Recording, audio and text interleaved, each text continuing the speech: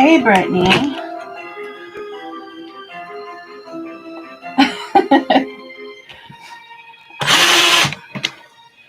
I was starting to put this together and I thought, well, I'm kind of bored. Why not just go live? Everybody's probably in bed, but why the hell not?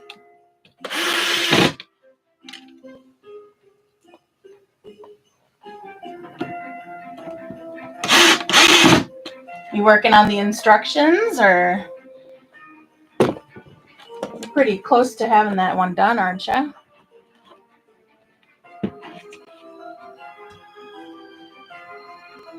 It's only 11 here.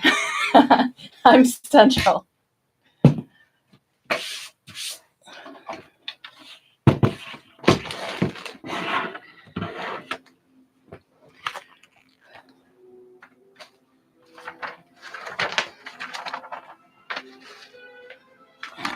Need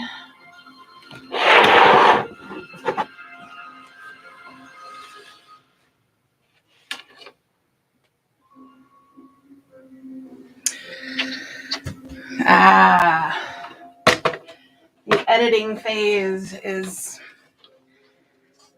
not fun, but I think it's easier than the writing part. And I'm always so lazy taking my time when it comes to putting the pictures in.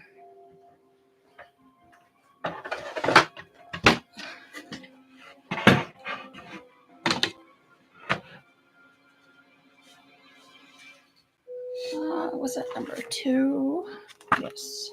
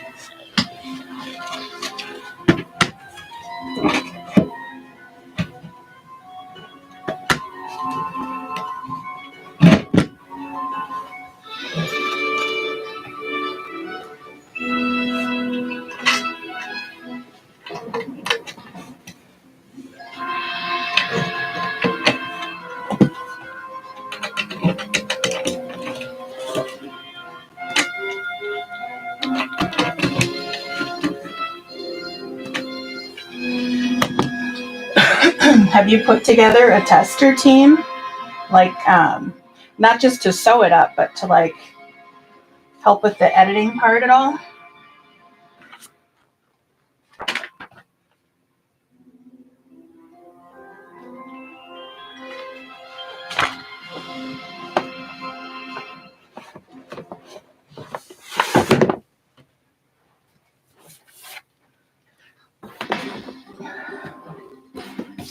Well, that's good, because they are definitely so invaluable. I mean, some of the people on my testing team are catching things right down to how I accidentally did 2 spaces in one spot. It's crazy how much they catch every little detail.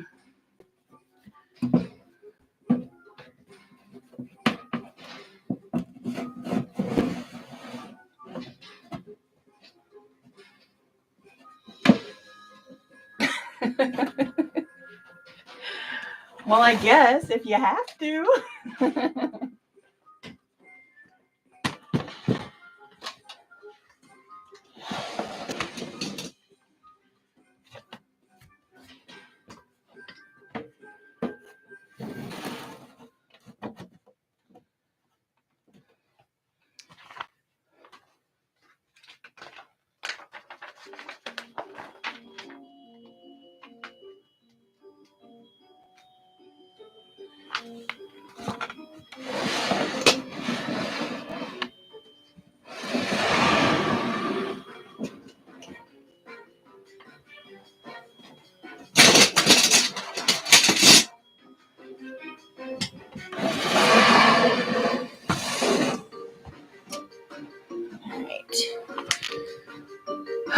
Piece 6.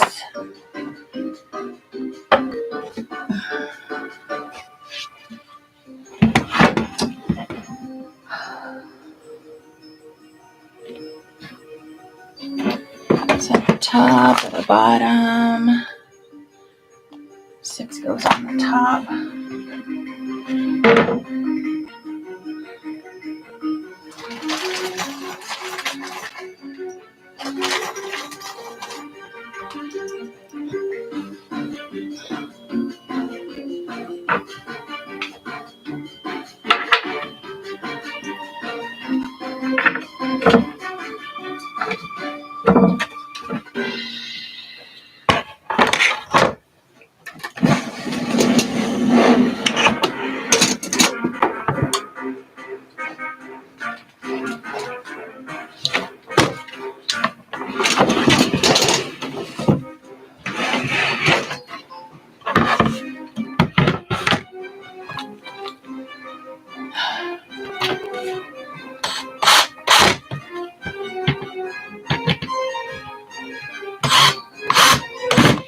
I think I'd kind of rather be sewing right now, but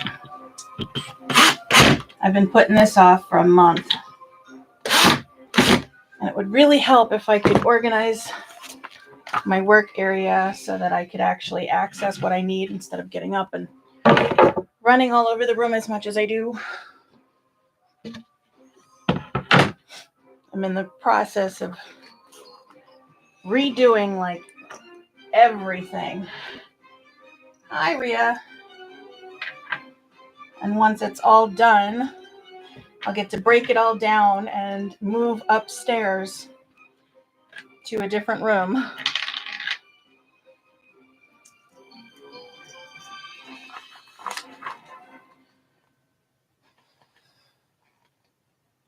Oh, I don't put those on there.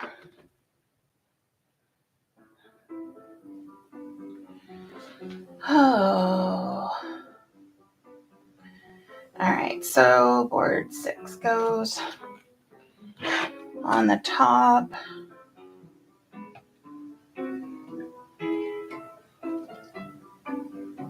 With the little legs.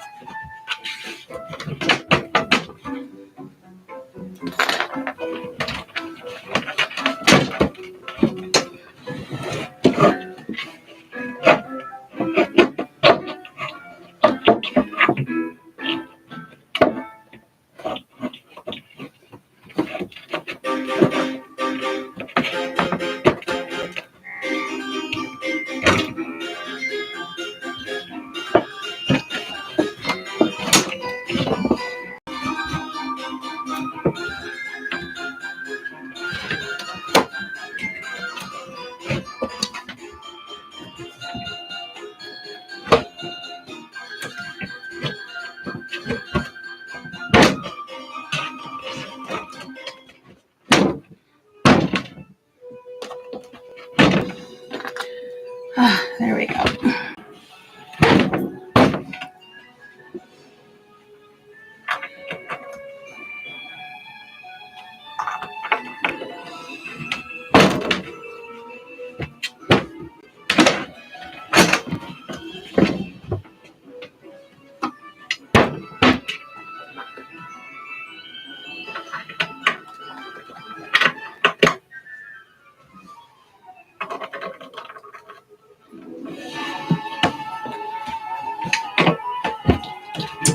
Really?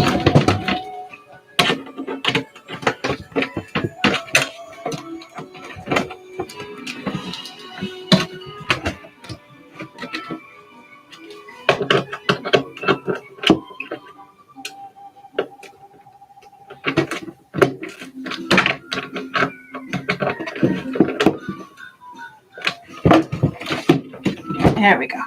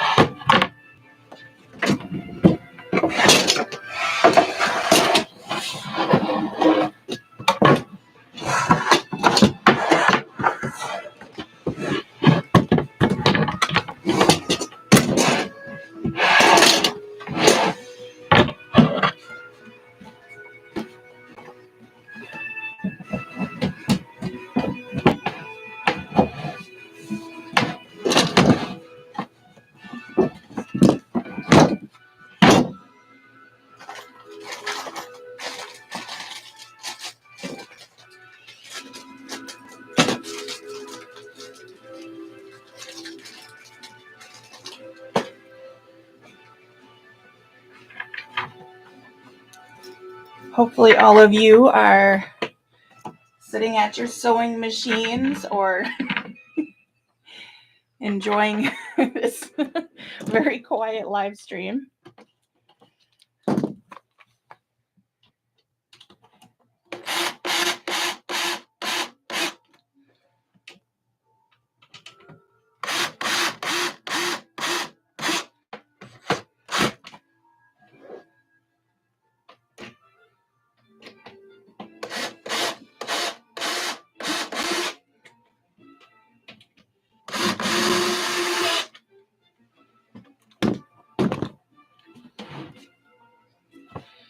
I get wheels next, right? Yeah, wheels.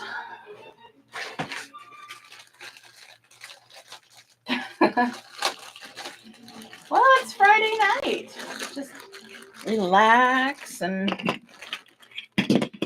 I know once this shelf is put together, I'm curling up with the book, even though I'm working on this little wallet called the Alice wallet by, I believe it's Lacus.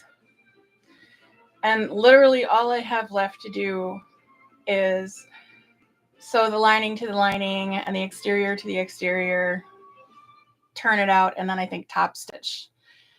And I'm procrastinating because I know that once I get that done, I have to actually set up to film to do the full bag version of it for the next marathon. And part of me is procrastinating because I haven't filmed tutorial style anything for a little bit. The other part of me is procrastinating because I know for a fact that every single time I sit down to try and actually film something, not go live, when I go to film something, everybody in the house wants something.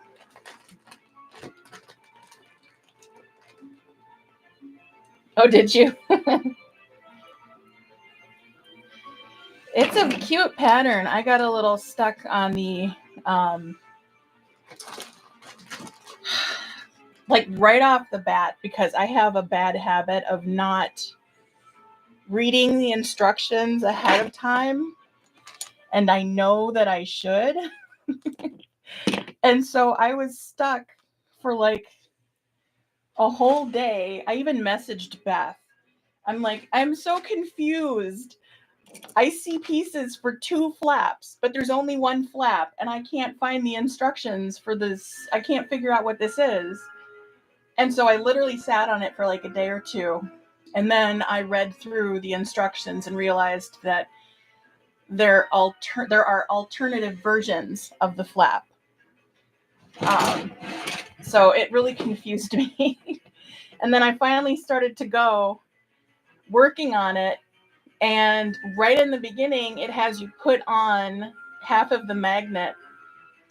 And I assumed that the magnet was going to be on both the flap and the body installed at the same time. But me writing my own patterns, I know full well it's a lot easier to put on the magnet or the snap when you get to that part of the bag. Well, stupid me spent like another day trying to figure out where the hell the damn snap goes. And then I said, screw it, I'll just keep going. I'll figure it out later. And then I got to the part of the instructions where it's actually working on the flap and it tells you where to put the magnet. This year hasn't really started off very easy for me.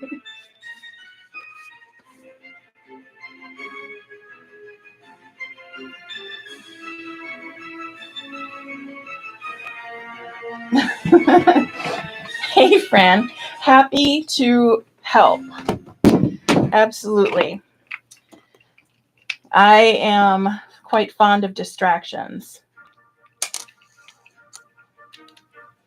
I would get a lot more done if I had less of them. But, oh well. Oh, I probably need a longer screwdriver for this.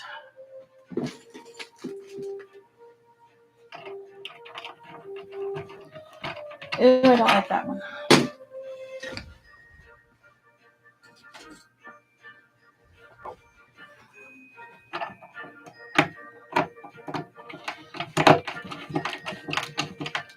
Much better.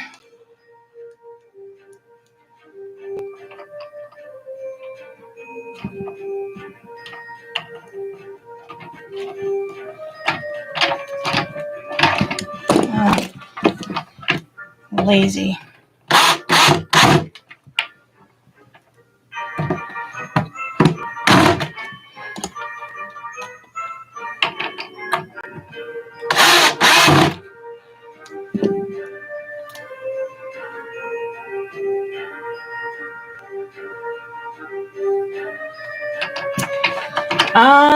This one is going to be, I've got these little organization drawers and I'm going to be moving my hardware into this.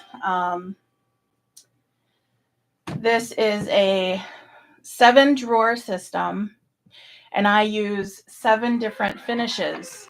So each drawer is going to hold a different finish. And it's going to be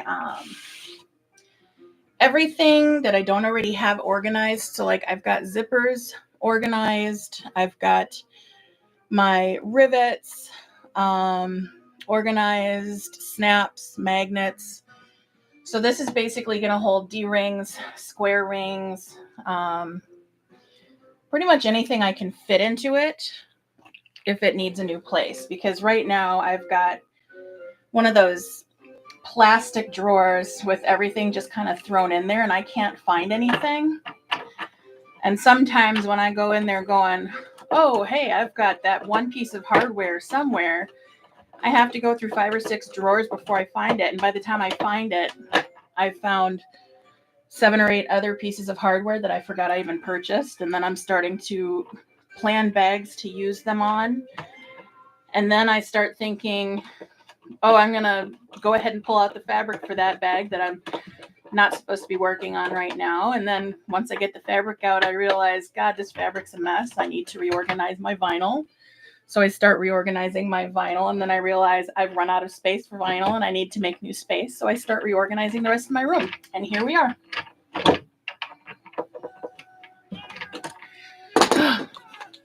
Hi, Colin. Hi.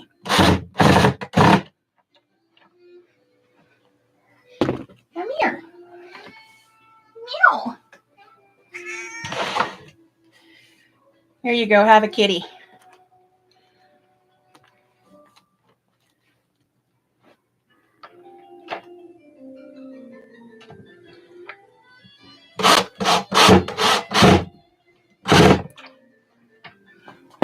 Bye, dude.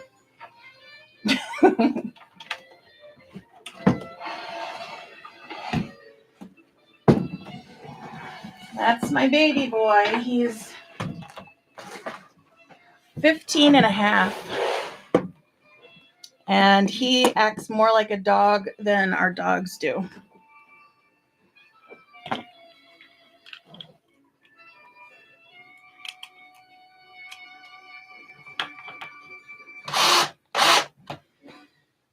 Oh God, last night I went up to go to bed and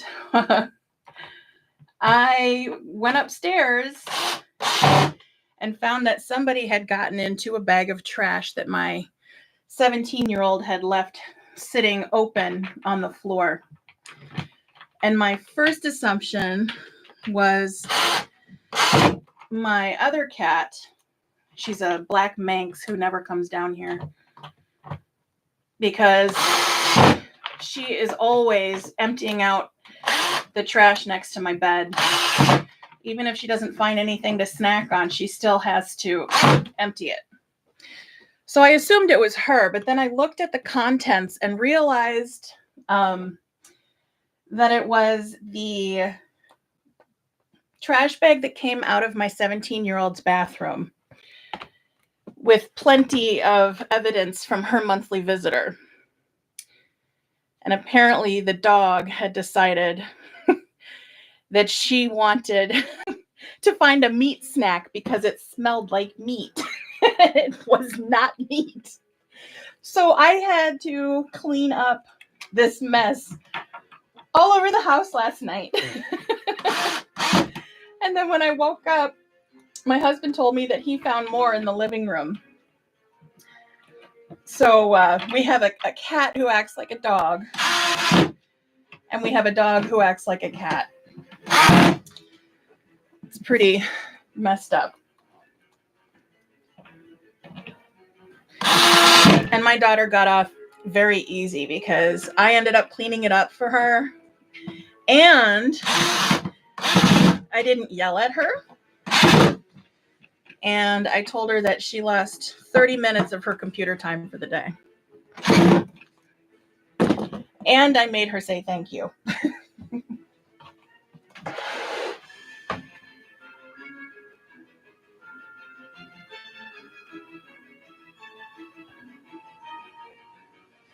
God, don't you love it?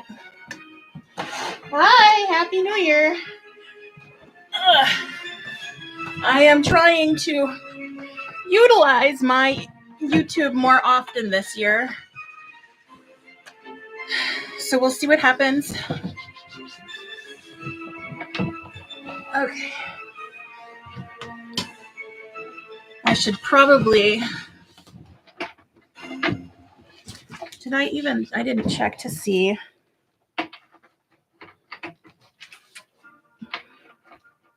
Oh, hell no. All right, I'll fix it later. That cart only came with 2 locking casters, and I put them both on one side instead of both in the front. That was pleasant.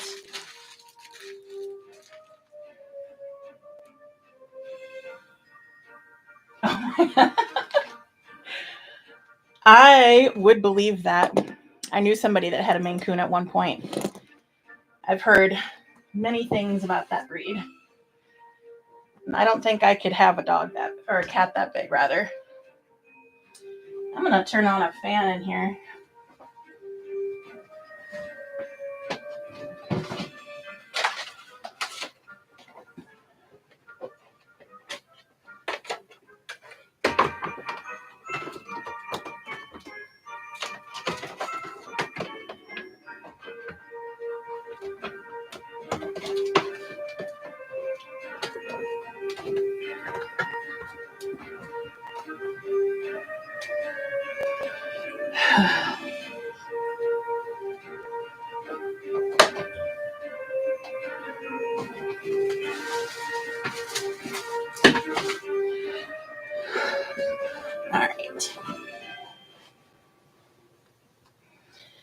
All right, where am I now?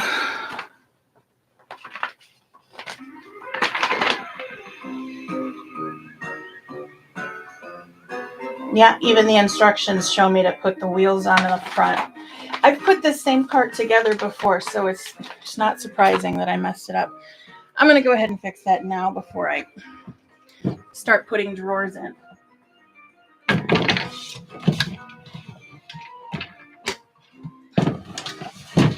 So I know once I get to that part, I'm not going to want to do it.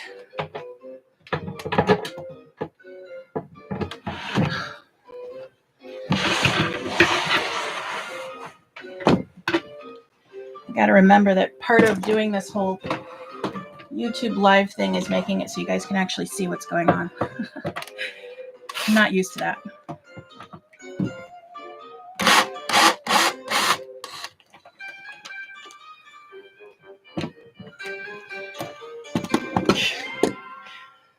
Let me show you this.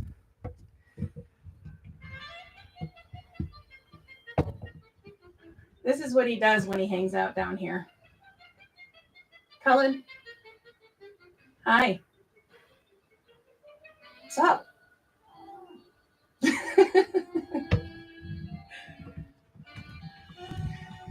He's just like, what?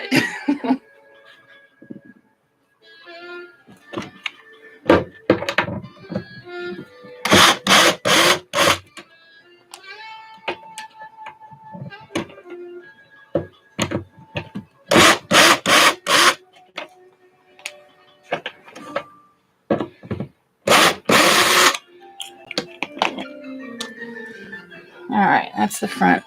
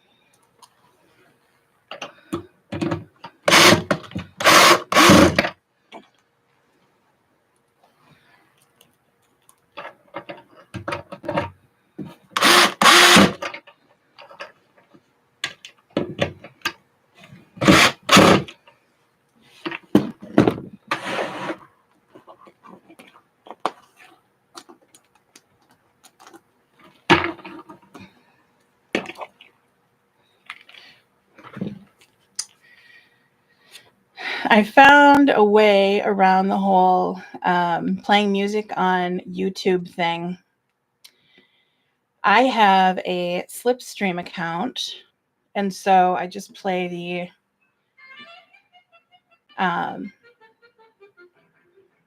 playlists from there because I'm paying for a monthly subscription to use the music on YouTube or TikTok or Instagram. So I can have music playing in the background and not have to worry about going against any kind of copyright infringement. So if you pay for a subscription anywhere, there you go. Background music without getting in trouble.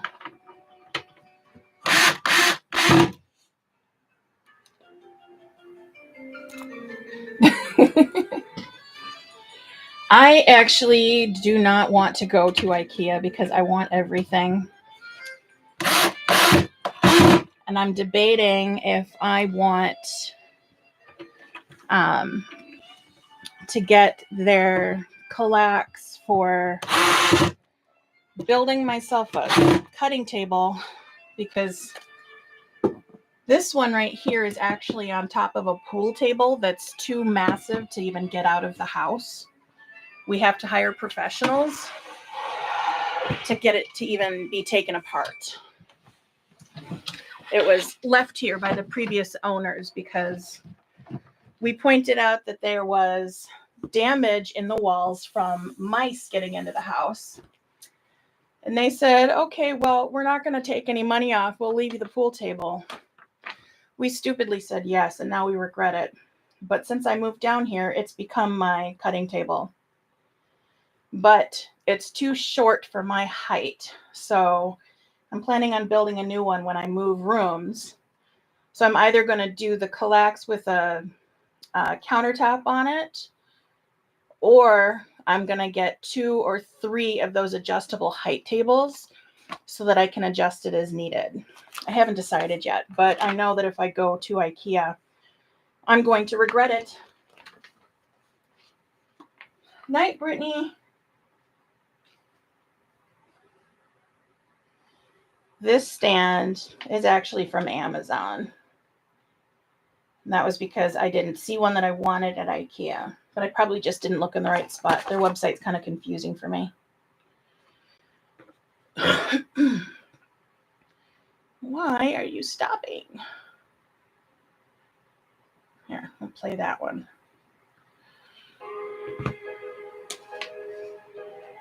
All right, so 8 and 9.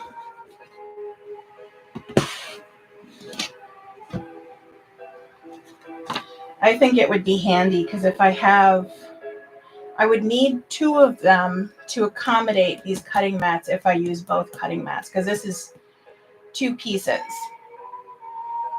So if I utilize the same amount of cutting space, I'll need 2 of those tables to hold these. So a third table I'd be able to move up and down as needed for other stuff. Because on the other end of this is my edge painting station. So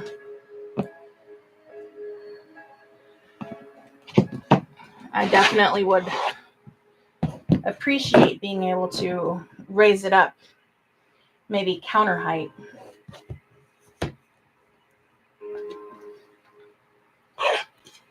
All right, so where are we here?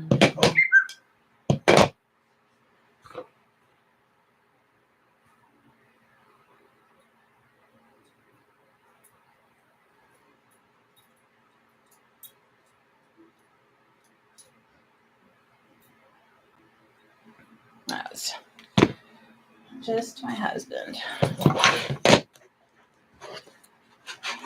I've actually seen a lot of really cool ideas with IKEA furniture.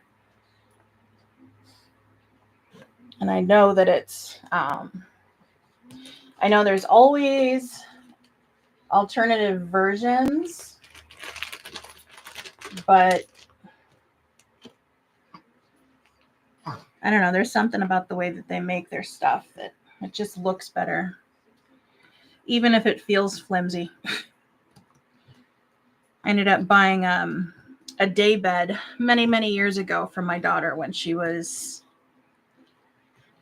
I want to say 5 or 6, from IKEA.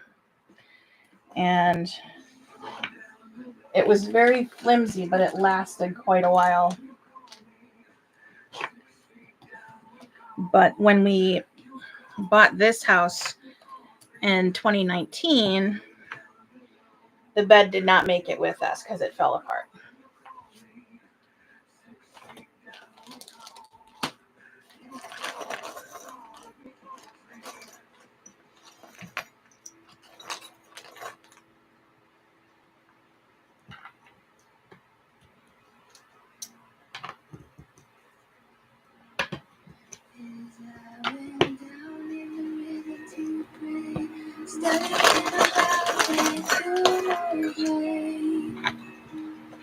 And you shall wear the starry crown.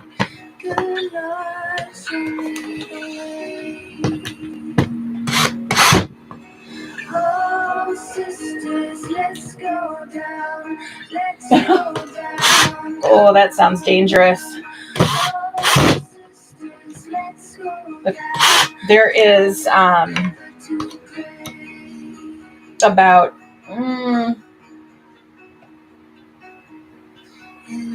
I want to say I'm 45 minutes out. You're talking about the Bloomington one, right? Not the outlet.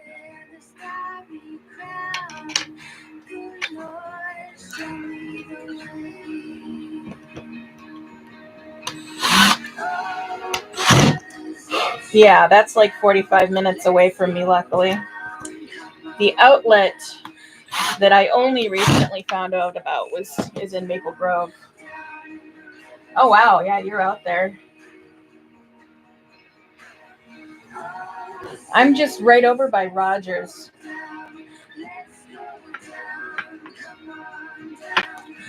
So Maple Grove is like my Bloomington, kind of.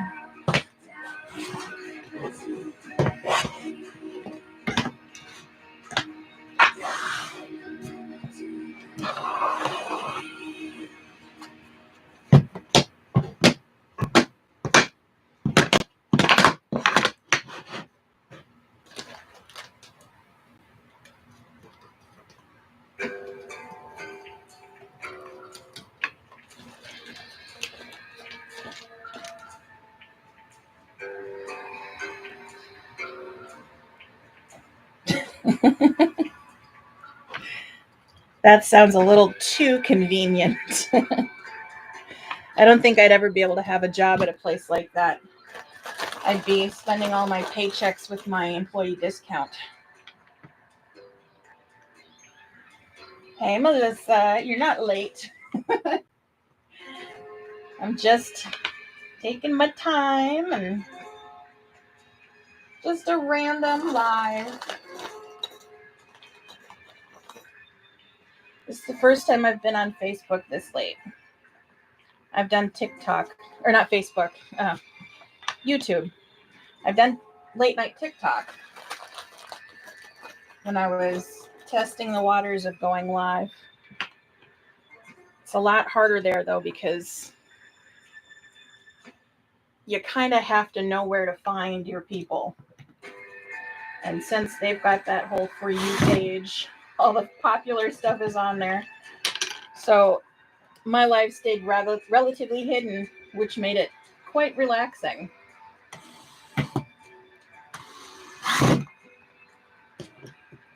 But this year I'm going to work on my YouTube channel more.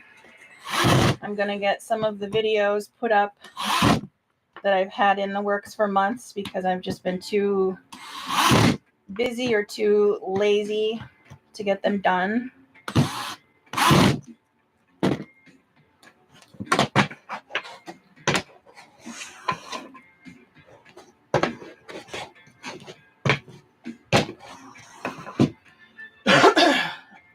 Like now that I'm going to be, at some point in the next few months, I will be moving up a floor, swapping our family room out to become my studio, and my studio down here will become family room / my husband's workout room. So I will be getting the family room and the small den off of it, which is where I will be storing all of my finished bags so they stop getting destroyed by my son. So I've got a few videos planned for that. Like I need to make a new, some new vinyl racks for the walls. So I'm going to have a lot more space for those.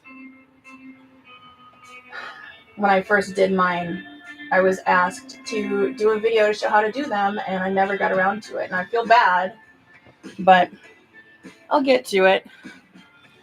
I don't know if you've seen.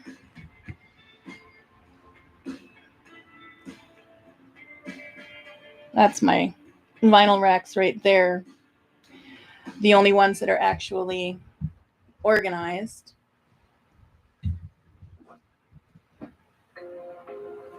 Otherwise, I've just got a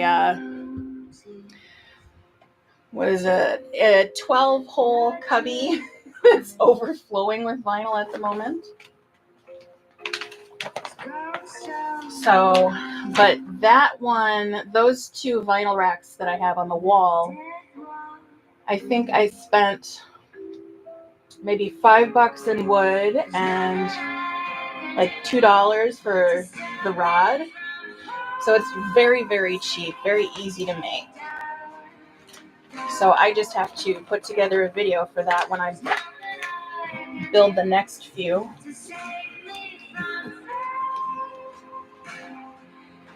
And then I also have a video sitting in my editor on how to do straight stitches with different kinds of tools. Because I got a bunch of tools for keeping like your top stitching straight and whatnot. I just have to finish editing it. And we all know how much fun editing is.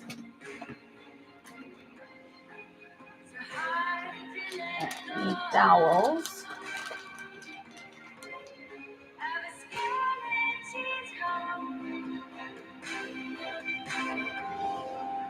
Nope, not these.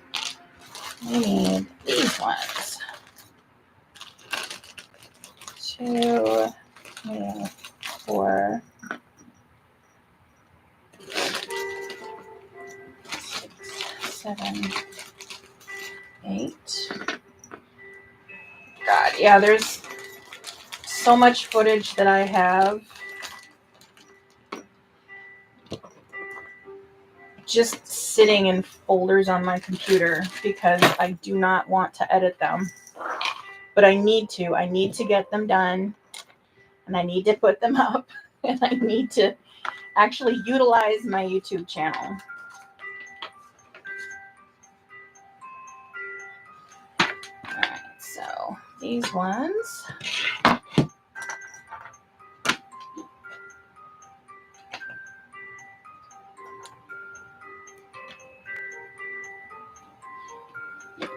The upstairs, the way that this room is shaped, it's like if you took a square and chopped off a quarter corner of it. So it's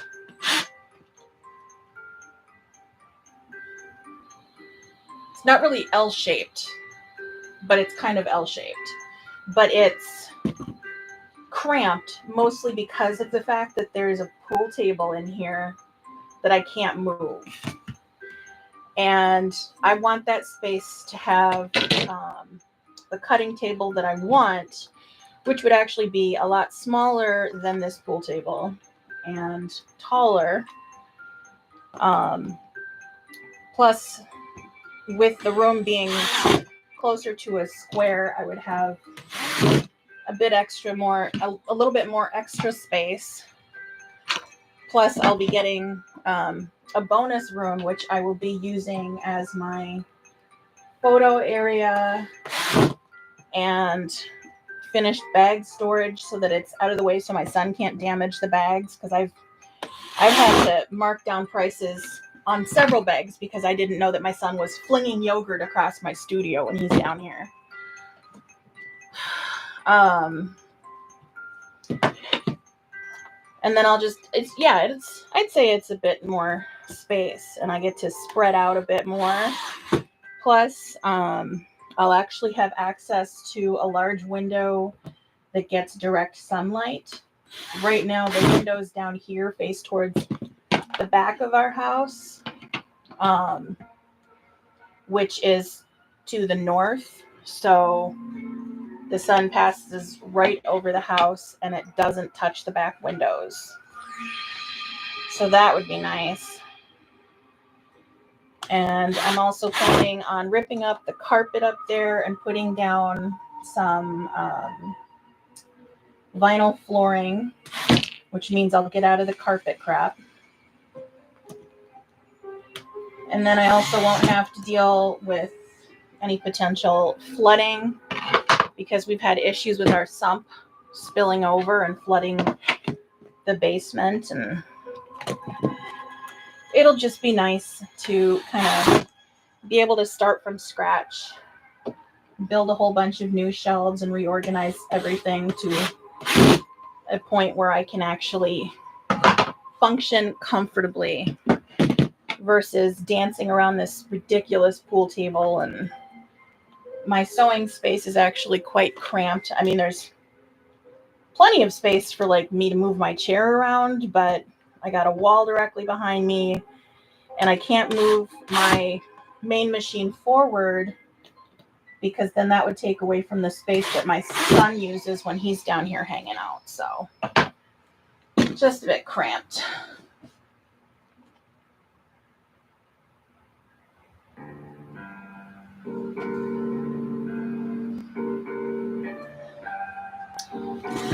I don't think I have anything that motivates me to get through editing until I get to that point where I hit the export button. Then I'm motivated and I can't wait for it to be done.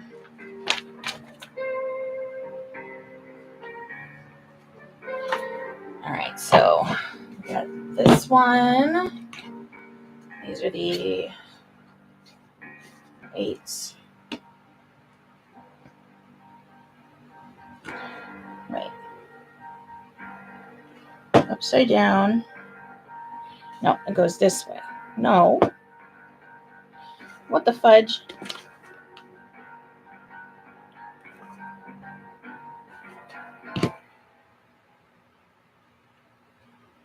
Oh, I have the wrong piece. I can totally read. Okay. Okay. I need dowels.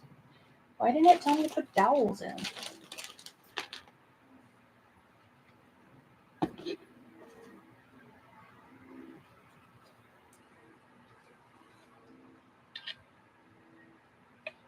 Yeah, that's how I started, except when I started sewing, it was back in 2019. No, 2020. It was when C-19 first hit. I was making masks. I never even knew that it was possible for people to make bags, and I wasn't really into the whole idea of sewing.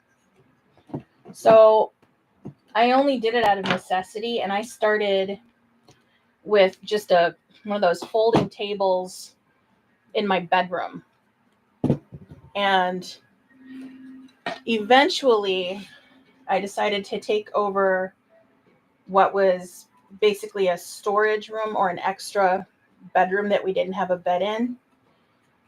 And then when I grew out of that space, I convinced my husband to give up his man cave so that I could have the basement, and told him that he could turn the room I was in into his office. And so we swapped. And now that I've got all of this space, I just keep adding stuff. Eventually, he's going to have to give in and let me get my own building. Like one of those she shed kind of things. Although I don't know where we're going to get that kind of money. I'm going to have to make a lot of patterns. Hey, Nicole. Yeah, you didn't miss too much. I mean, putting together a shelf isn't super exciting or anything.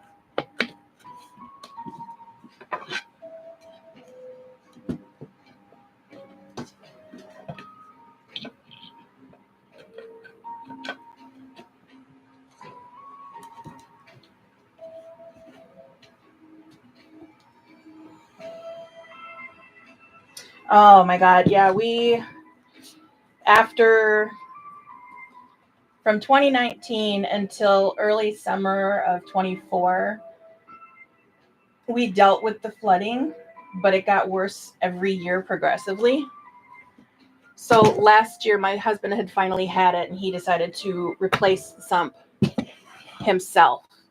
But we are debating getting a French drain system because our backyard is kind of like a bowl. And so, I mean, luckily this winter we haven't had a crap ton of snow, or last year, so we didn't get it as bad. But when they plow the street, we have the back end of our house is up against a cul-de-sac. The people who plow the driveway of our neighbors directly behind us, and the city people who plow the cul-de-sac, were shoving all of the snow onto the side of our property. And I don't know why they thought it was okay. They're shoving it on private property. But there would be these massive mounds of snow that would turn into ice. And then when everything would melt, all of the melt would go down into our yard. And we literally had a swamp right outside of the window to the basement. So we were having water leaking in through the bottom of the house, which is something that we still have to check and redo, like the moisture barrier. And the sump was working overtime 24/7 for like 2 months at a time. And so it just started to come back out of the sump hole, and it would spread through the maintenance room, and it would start to seep into the walls around here.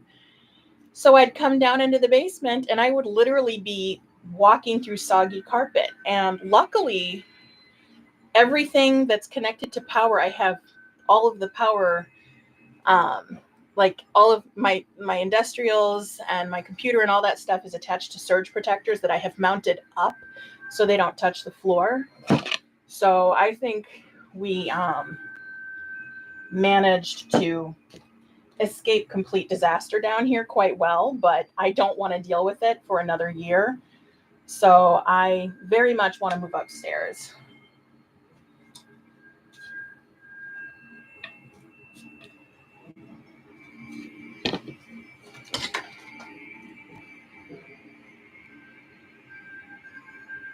Yeah, isn't it funny how you just kind of take over parts of the house? I never thought it would get this big, but this is freaking massive. And it doesn't help that I hoard vinyl and hardware. I right now could probably open up my own hardware shop if I could actually bear to part with anything. But I use it. I mean, it's not so bad to the point where it's taking over the entire basement, but I definitely need to reassess my storage, which is why I'm doing these shelves.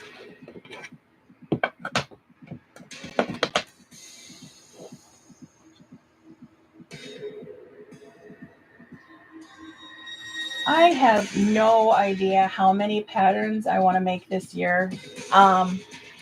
Right now, I am looking at 3 that I've done already that are prototypes. One of them needs to have the front panels a little bit adjusted. One of them just doesn't have enough of the me factor. It looks really boring. And then the third one is done. I'm just debating on whether or not I actually want to write it out and put it out. It's actually a larger version, backpack version of the Narcissist. So I don't know if I want to, I can actually show you guys that one because that one I used for a strike bag for Sidulce one time.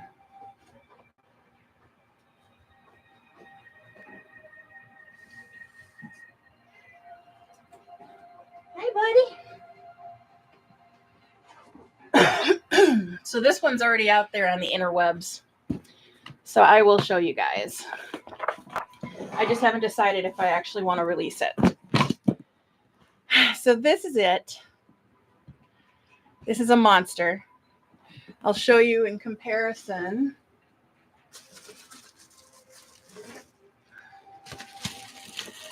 So here's a Narcissist. So as you can see, it's a lot taller.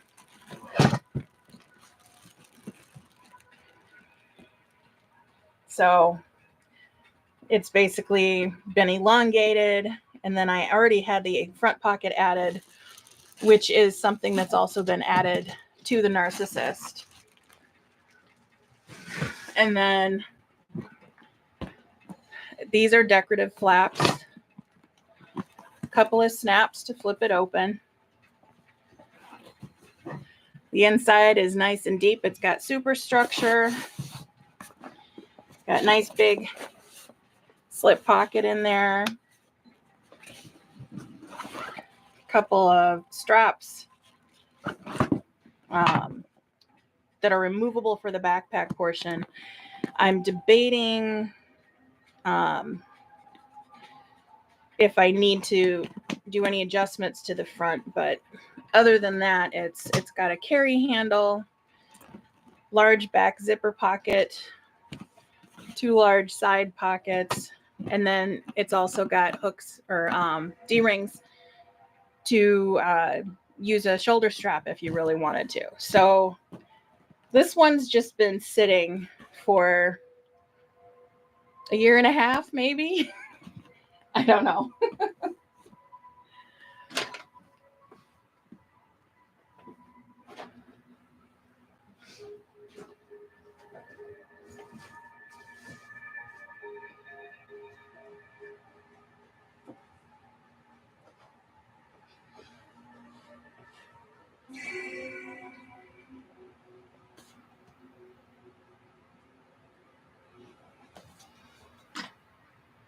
Ooh, I'm jealous if you've got the French drain system. I really, really want one so bad. I saw how they're installed and I thought they just looked so damn cool.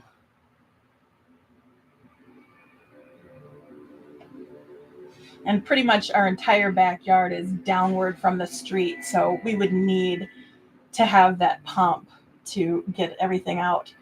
Plus, it doesn't help that the majority of our backyard is also clay, so the moisture just kind of sits on top or seeps into the house.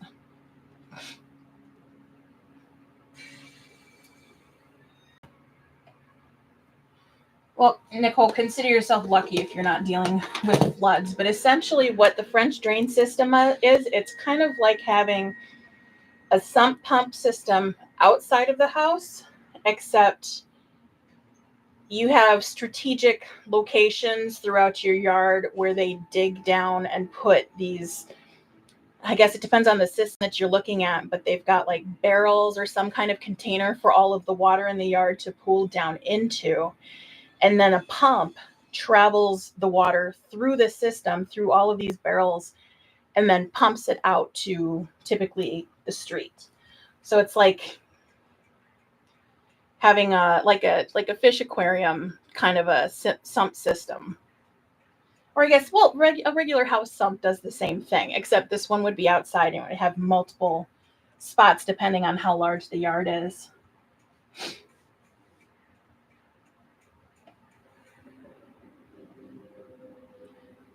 Well, thank you.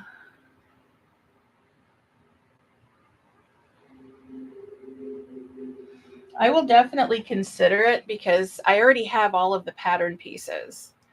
Um, it's just a matter of writing it up and dropping it in my testing team's laps. So we'll see. But there's other ones that I would like to get done first. I've got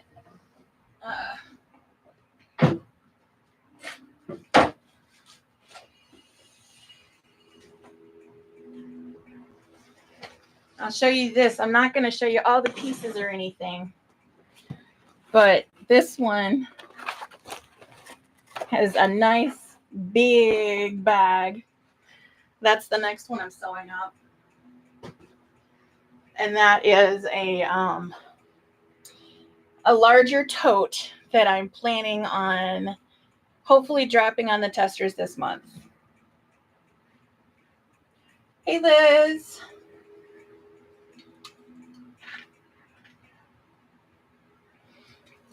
And then I've also been told that I need to do a bowler bag. And there is a satchel that I'm working on. And I have a couple of ideas for another wallet as well as another checkbook. So I've got quite a bit going on in my head, but I can't let myself get too distracted with it this year. I want to try and focus on one thing at a time, getting it done, getting it to the testers, and then I can get to the next one. And I keep forgetting to put I'll do those next.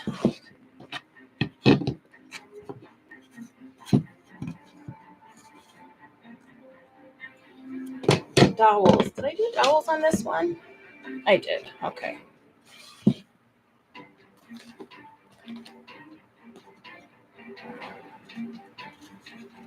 So yeah, there's a whole lot of stuff that I would love to get done this year.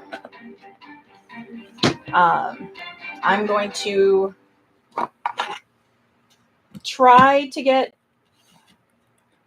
more on my YouTube channel.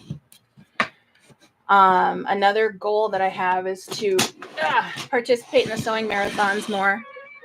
And it's been restructured so that there is a certain number of videos that we should be doing throughout the year.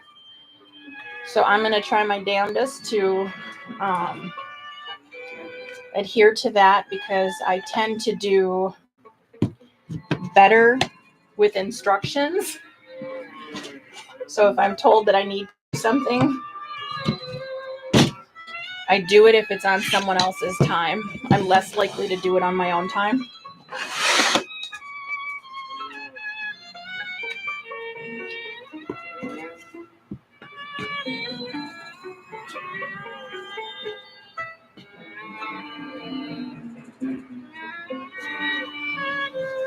Which backpack did you make?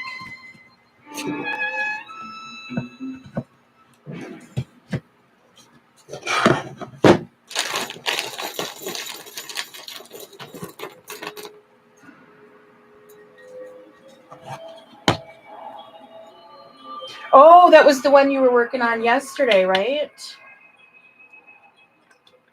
I thought you were going to go live with that, so I thought I might have missed you because I've been procrastinating all day.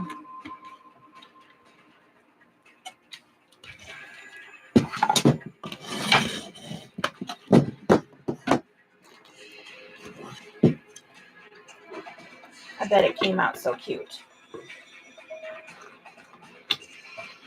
It already looked really good.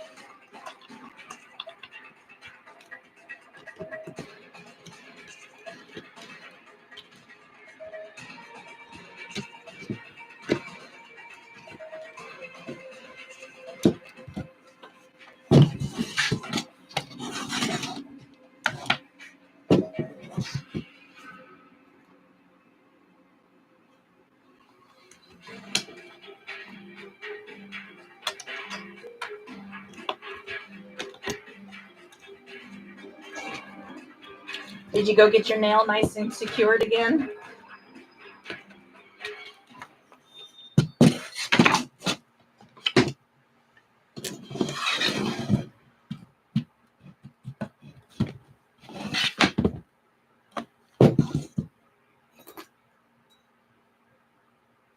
Is that for Valentine's?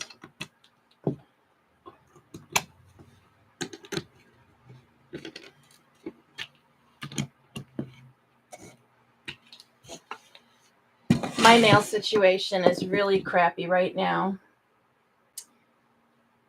I got, that's the one that got the fungus on it. Plus I had lifting on several of my nails, but I decided to just leave them be and let them grow. And then once they all get to a nice safety point, I'll trim them all down and start over again. But this is literally my only real nail that survived. Like this one has a split in it. This one's got a split. My nails are all different lengths. It's horrible. I treat my nails very poorly because I use them, like you were saying yesterday, I use mine as tools on a regular basis. So, of course, they're always damaged when I take the gel off.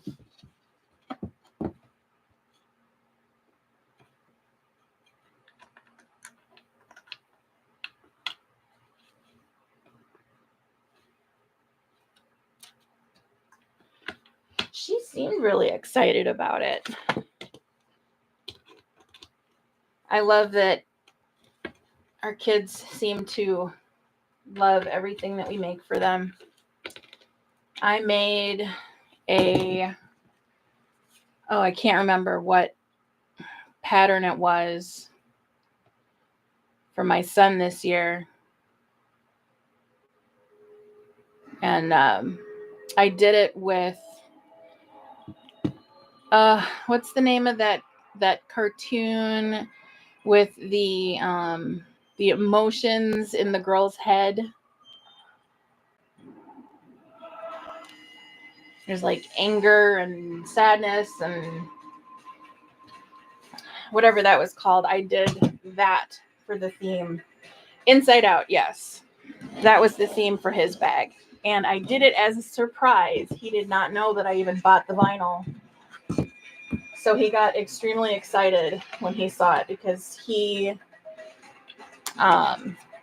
last year was the very first time he ever got to experience a movie in a movie theater. Because he's prone to sudden outbursts. I never wanted to take him when he was younger because I didn't want to be chasing him through the movie theater and interrupting anybody else's experience. So this year I decided that he probably was reined in enough that he could get through it. And so me and my husband took him to go see Inside Out 2. And not only was he nice and calm through the whole thing, but he actually sat through the whole thing, which I think is the first time in his life he's ever actually sat through a whole film.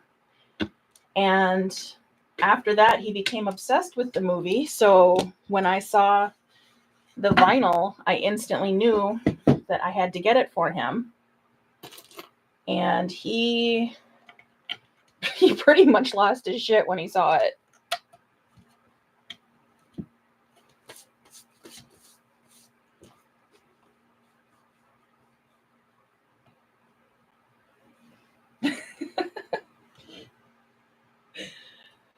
That's cute though. I would want to probably push you out of the way and take over sewing.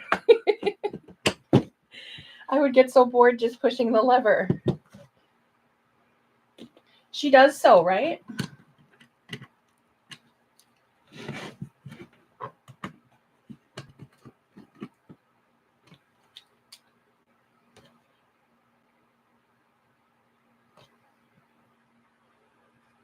Oh my gosh.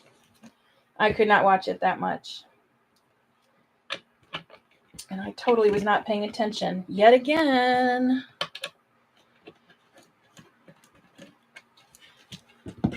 Might help to put the bottom of the drawers in here.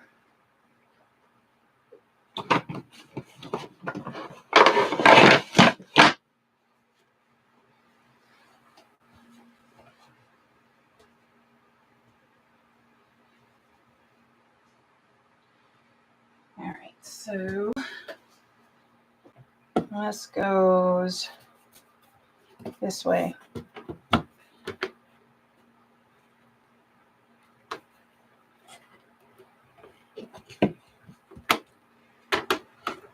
Wait, do I have to screw them in first? No. Okay, cool. Oh, she doesn't? I'm guessing that she's interested, though, in maybe doing it one day.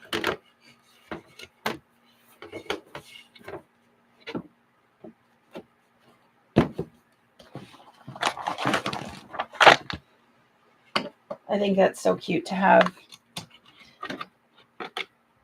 like, family sewing and stuff. My daughter showed interest in sewing for like 3 or 4 months.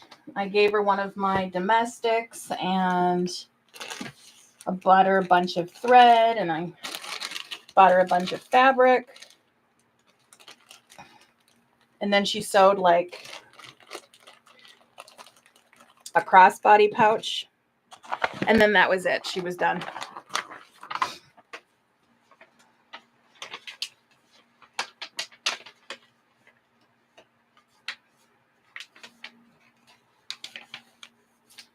Aww. Oh, I could totally see that. Happy screams. Yeah, if that was something. Oh my God, could I have done this sideways? No, I couldn't. Okay. Did I do it? I put the ugly side on the inside. What the hell? My son is definitely, he would have been doing the happy screams too, but he would not have been happy screaming because of the movie. He would have just been, he's very random. And sometimes he likes to find random stuff on his tablet that will make him giggle scream a lot. Oh, come on. Really? loose. There we go. I am such a pro at putting furniture together. I swear to God, I bought my husband a brand new toolkit with like a crap ton of tools for Father's Day last year. And ever since then, he's like freaking Bob the Builder. Up until then, I was the one always putting furniture together.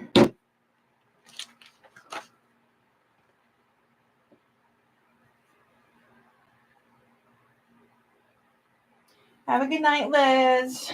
Did my music stop again? Oh, it did. Let's try this one. Oh, no, it just probably paused because the phone screen was off.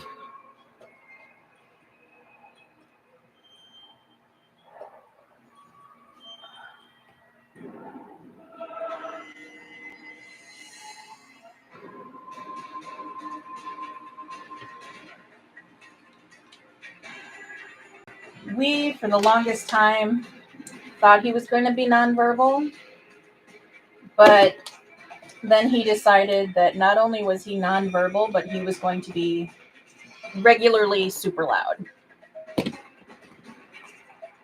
But he's gotten to a point now where he knows when he needs to chill. So he's getting better at self-regulating. He's still not a pro at it, but he's definitely better than he was.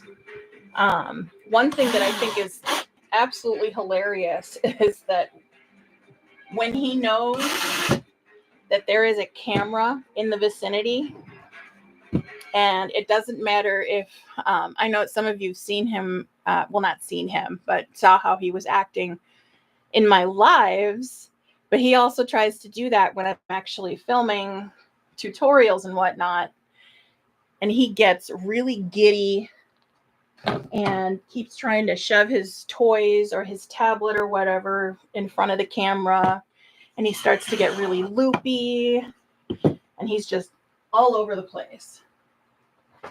And it's like, I'm trying to get stuff done, but I can't help but laugh because he's freaking adorable when he does it. And I love seeing when he's happy like that, because nowadays it's just, we don't know if today is going to be Happy Kid Day or if it's going to be Living Nightmare. So, and at the same time, mentally, I'm also dealing with being overstimulated when he does that. But I've come to realize that it's that little bit of discomfort for me means that he's okay. He's happy and he's not angry. So I can deal with it. And then when his dad comes around and he can take over, I get my relaxation time. So it's totally worth it.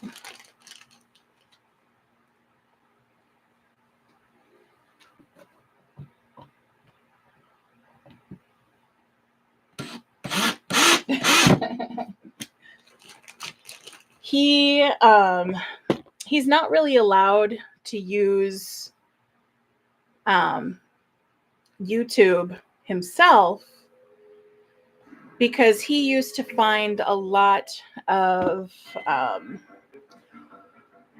like Happy Tree Friends and other shows like that that are more Adult Swim type cartoons.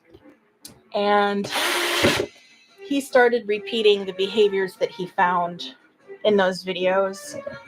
And it got to be so severe in his daily life that his teachers and his principal decided to knock him down to about 3 hours of school a day.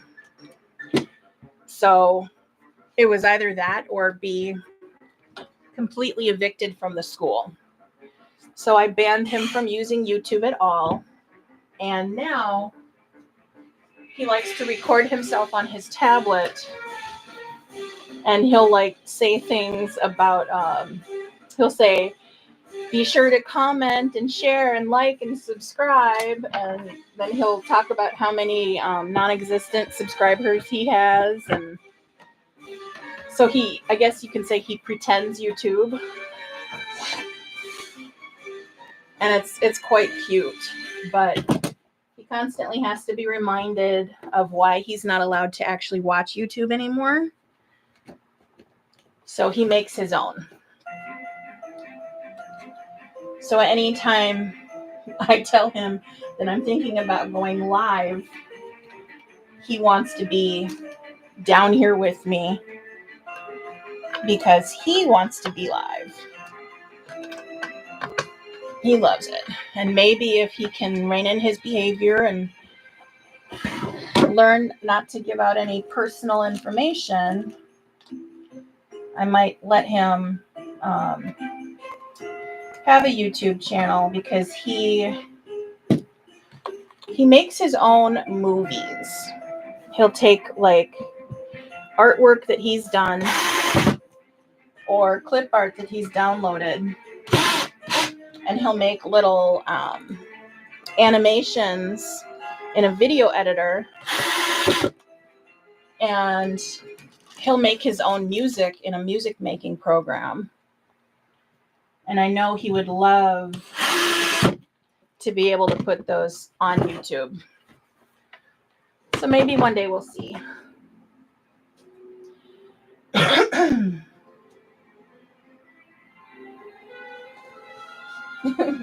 Thank you.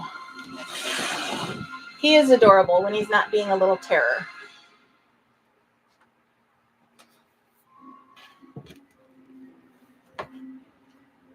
And luckily, since we've played medication roulette several times, I think we found a balance so that he's not so impulsive. So he can still get his sillies out without too much drama. The only downside is that we have to, about every 3 weeks, take him off of about 3 doses to give him a little bit of a break, and then he starts up again and it evens him out. So I don't like having him on medication, but it's better than him being kicked out of school. He's only in 4th grade, so he still has a ways to go.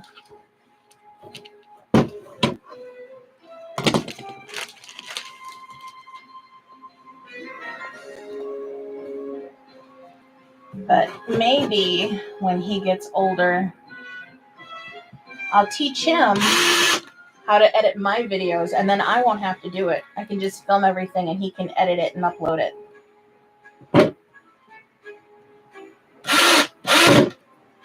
I'm sure he'd love that. Of course, he'd probably add a bunch of weird cartoon art. So like, when I hold something up to the camera to show how it's done, he'll probably have like a porcupine dance across the screen or something.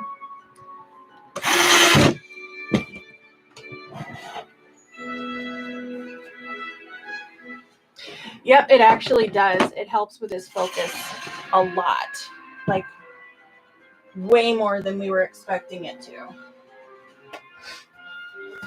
Which helps so much, because he would not focus in school. He wouldn't focus in therapy. But like, as soon as we started him on the new meds, everybody noticed an instant change, like within the first 3 or 4 days. So we do it out of necessity. He also has ADHD, so he's being medicated for that and his autism.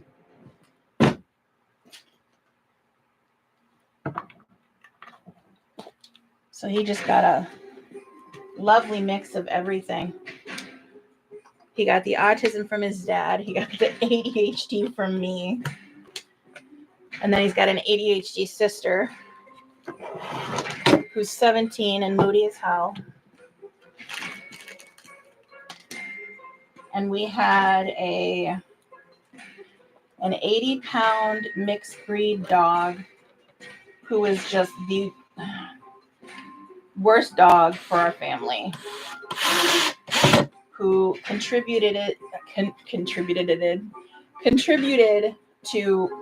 majorly high levels of anxiety in the household.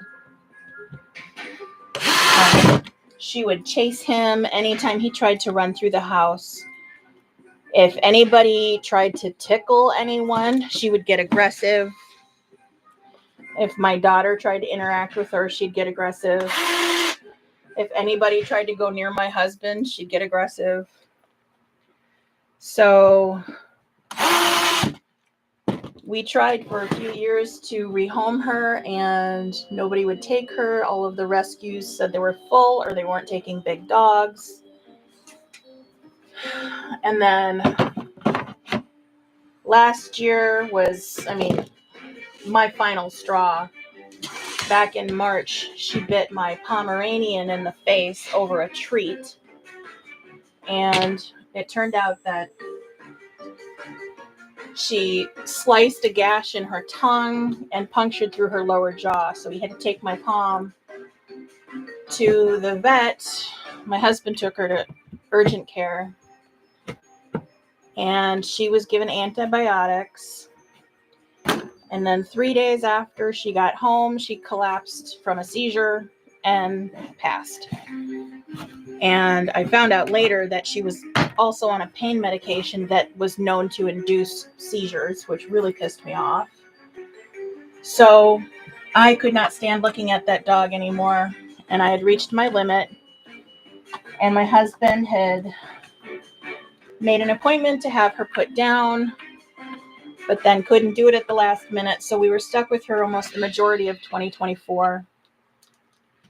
And then in November, we couldn't find, I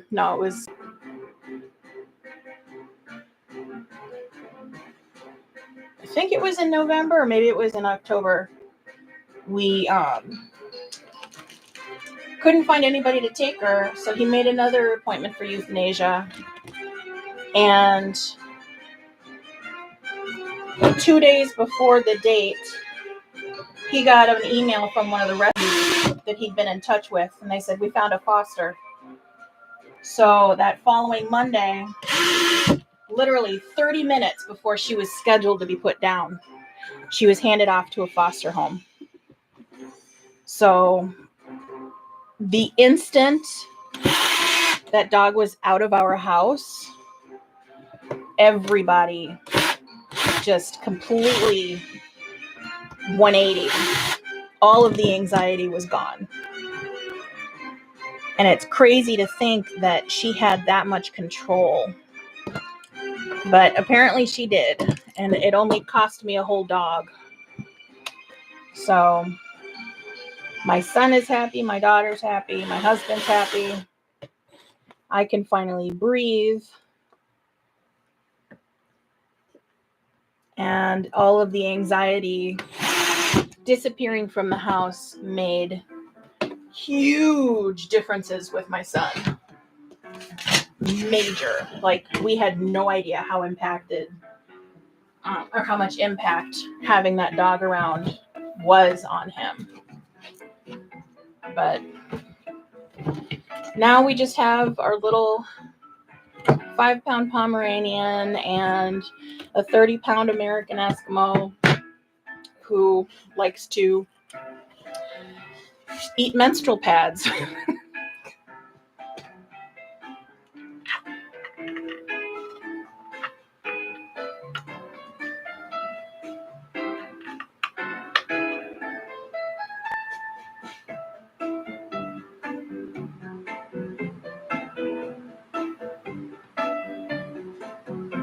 Red Heelers, isn't that one of those really loud barkers? can't remember.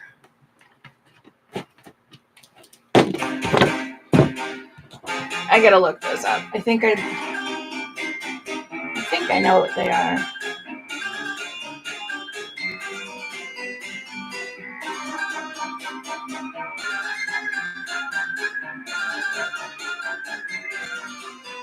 Oh yeah, those cattle dogs that are like super high energy, right? So like really yippy, very, very loud, very all over the place.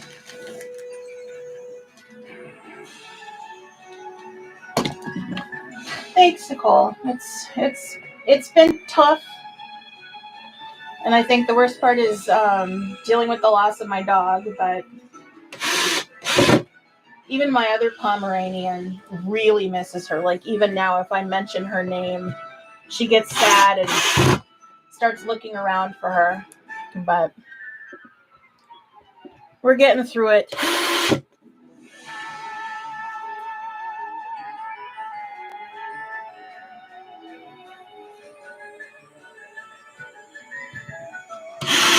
Oh, your puppy is adorable. Adorable. What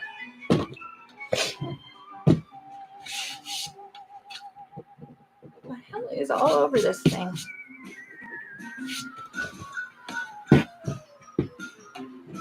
All right, now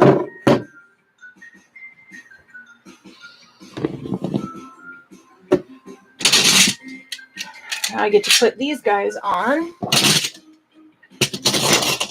and then it'll be done. Well, once I put the drawers in, then comes the fun part where I get to organize. All right, so these are the left. What side am I working on here?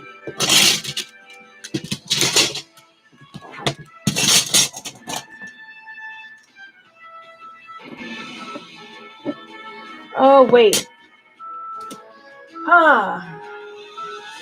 Okay, so this makes strike 3.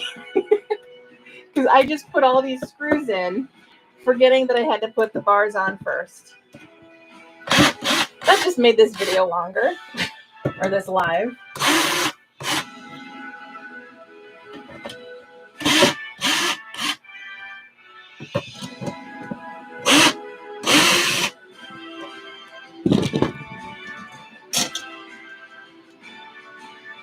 Alright, so these go like this.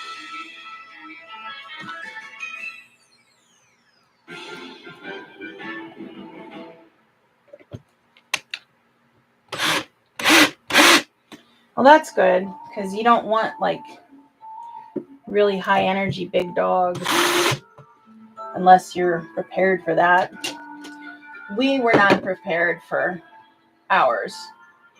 And on top of that, she was only supposed to be 60 pounds, but she got up to 90.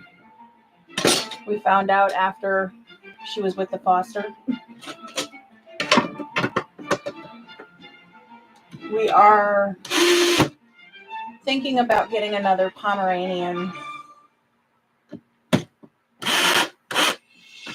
And our American Eskimo desperately needs some training because, oh my God, those things can bark loud.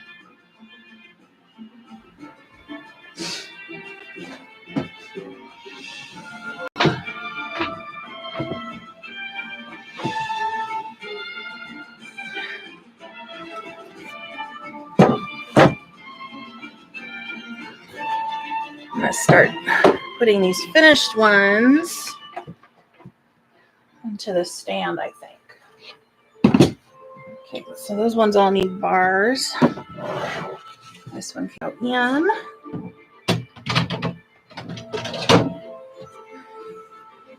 Oh, it's going to be so nice to be able to have all this stuff organized properly.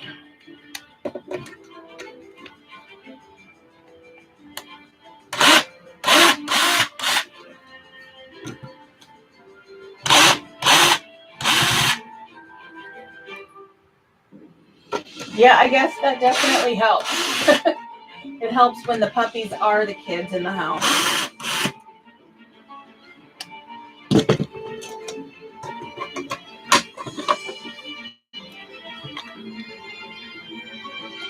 Luckily, the two that we have, even though they can both be their own kind of pain in the ass, neither one of them have ever been. Well, I guess the Pomeranian's been slightly aggressive with my son, but I mean, when you're dealing with a 9-year-old versus a 5-pound dog, and she's trying to act like she's a big, scary mountain dog, it's pretty hilarious. But at least he's not scared of her. And the American Eskimo, he considers his dog anyway. And he likes her. And she likes him. And he kisses her. And she kisses him. And he'll give her pets. She'll give him her belly. They've got a really adorable relationship. And that's literally the only animal that my son has ever shown interest in.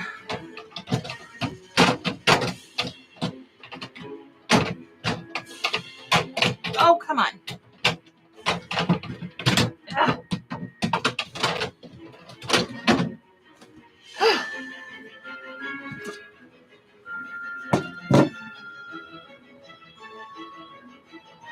Holy shit. Anything mixed with a Mastiff, I can't do that. My God, that thing would have been huge. I mean, I think Mastiffs are gorgeous, but oh my God. They're like the freaking Bigfoot of dogs.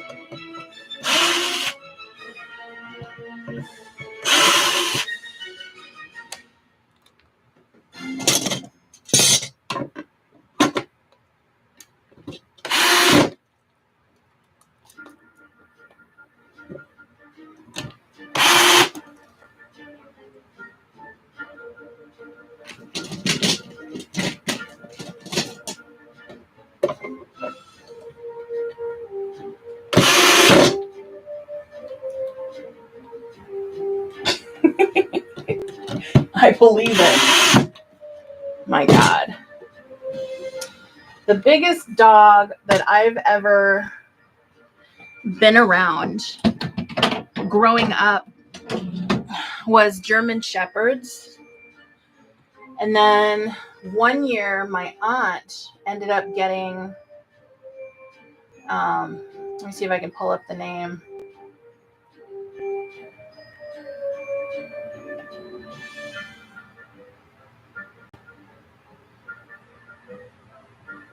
A Great Pyrenees.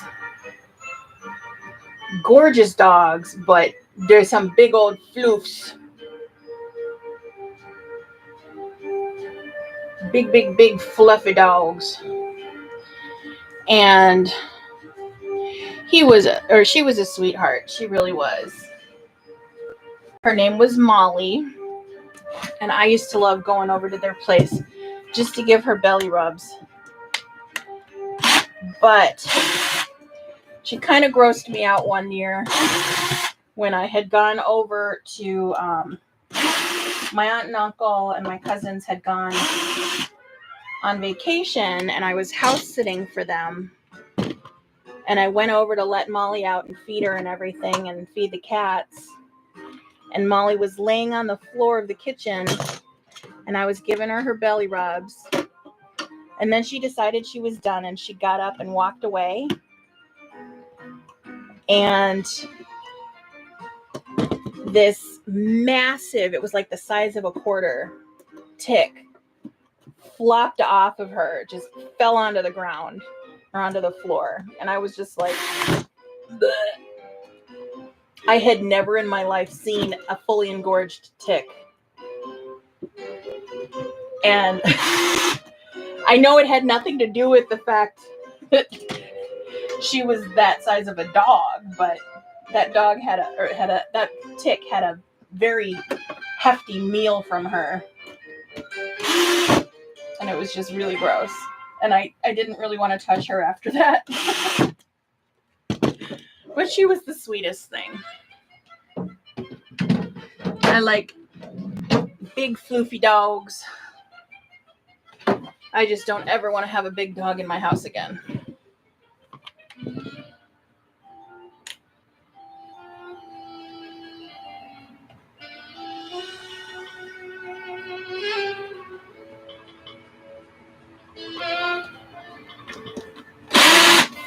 You know, that's one thing that I really do love about those big, huge, monstrous, fluffy dogs is that the majority of them seem to be breeds that are great family protectors. You know, it's like almost a better guard dog than a German Shepherd sometimes, because they're really protective of their families, especially kids. I would have loved to have one like that growing up. But my mom worked so much, we didn't really have time for a big dog. And the one time we did have a dog, he was a husky who kept tearing up the kitchen every time my mom would go to work and we'd leave for school. So we didn't keep him for very long because my mom was getting tired of running out of furniture. And he just needed a lot more attention than we could give.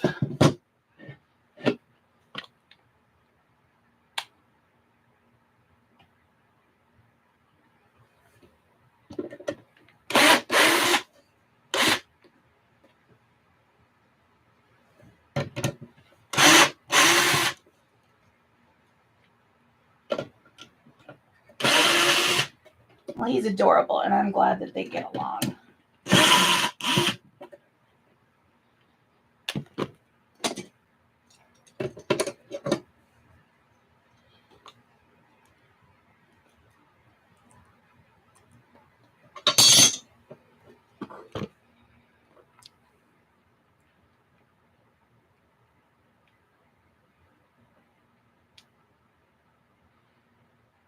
Why does this thing keep taking so long to play?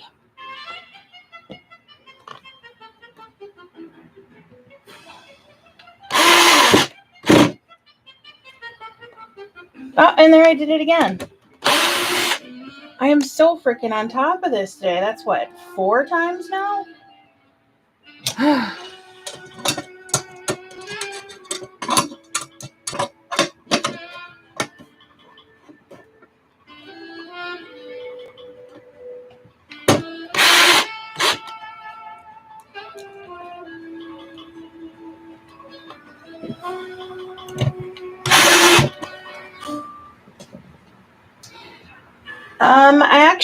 I've got an account on Slipstream, which is a monthly music service of original music, and this is just a playlist that I found that's called Tim Burton-ish Fever Dream. So it's a bunch of original music that sounds similar to Tim Burton style, or I guess Danny Elfman style music. It's my way of getting around the no playing music in the background of your video on YouTube rule, because I'm paying for it. Plus, if I ever decide to cancel my membership, I believe I have to look at it. I might be wrong, but I think any music that I've already used on my channel, they wouldn't strike me after the membership is canceled. So I don't know if that just goes for videos that have already been uploaded or if I've just used the song on my channel before. I'll have to take a look at the details, but it's a good way to have music in the background without getting in trouble with YouTube.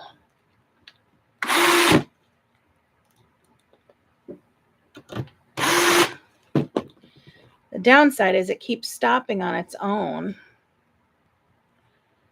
Oh, that was the last track on that playlist.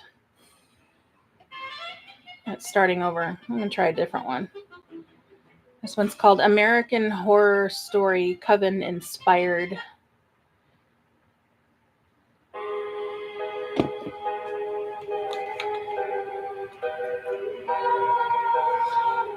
Yeah, it's just like that, what's his name? Something McLeod guy who's on the YouTube music list, who's got like a crap ton of songs available in the YouTube why did I do that again? Oh my god. In the YouTube library, Kevin McLeod. So it's, I don't know which artist it is, but it's kind of like that. Somebody produces like a whole bunch of original music, and people just kind of make random playlists with it. So I haven't really delved too deeply into the site yet, but there's some good stuff on there. Lots of different genres.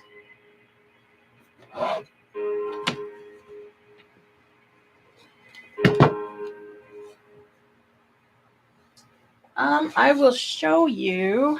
I'll leave that there.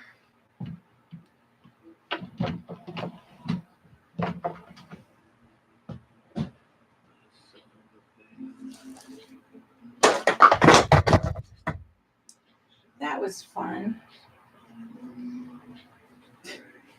I just dropped them all over the floor.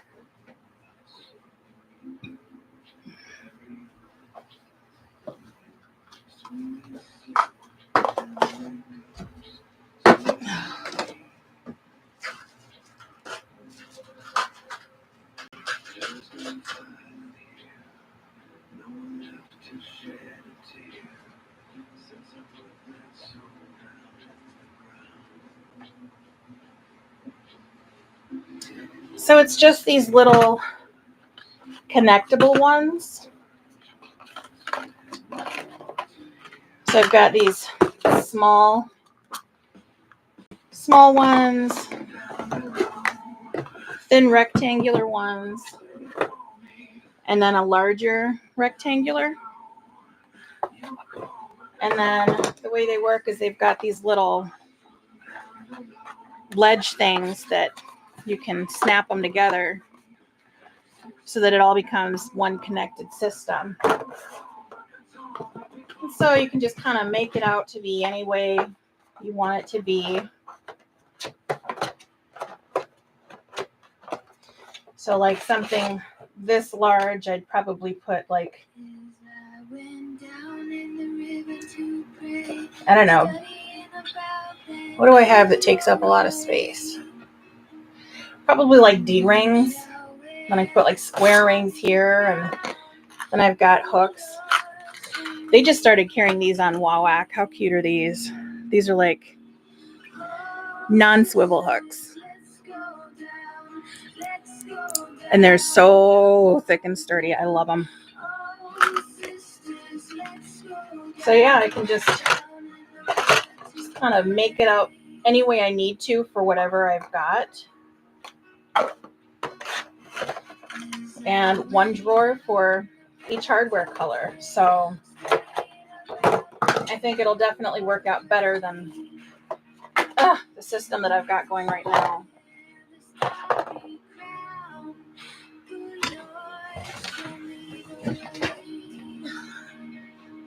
Currently, most of my hardware is in these stackable bins, but it just takes up a lot of space on my desk that I'd like to utilize for something else. So these will definitely be handy.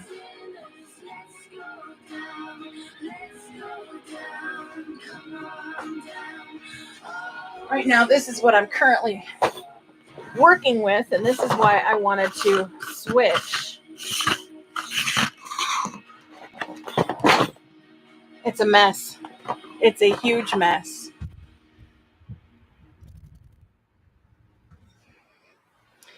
So, like, I've got some twist locks in here. I've got some magnets. I've got some closure bars. I've got O-rings, grommets, all kinds of just random crap.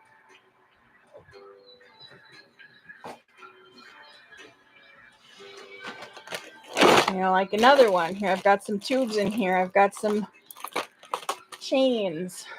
I've got, sometimes I don't even know what I've got. Like these. I have like 3 packs of these flip locks because I couldn't find them. It's just really frustrating. So I need to organize everything. Plus, I need somewhere to put all of my hooks.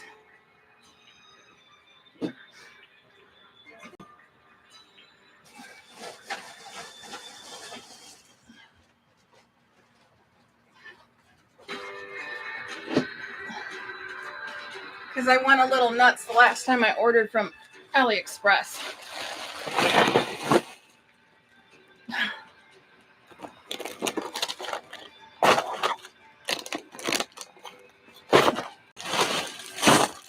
I bought a few of these.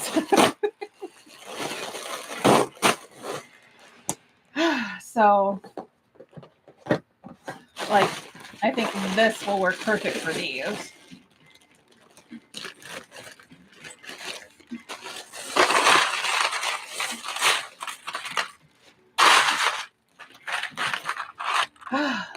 They're so pretty. I don't know why, but I love hooks. So this will help out a lot.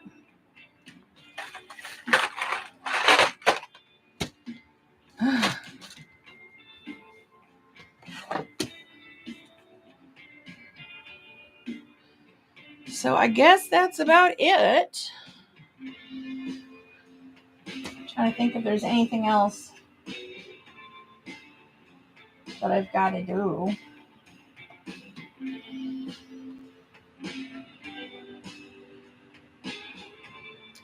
I could finish my Alice wallet. I don't know if you guys want to watch that or not. I just have to close off the inside and, well, it's like a pouch, so I've got to do the close off the exterior and then parcel the lining, turn it out, close it off, and then tie top stitch. So I probably have about maybe 20 minutes left on the wallet.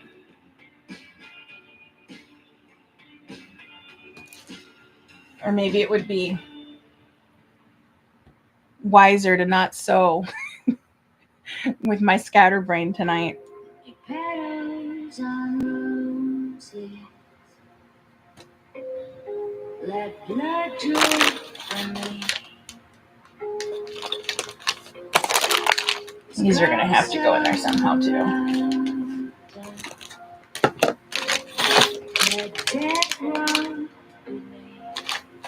These are different sizes. I wonder if these will fit in here.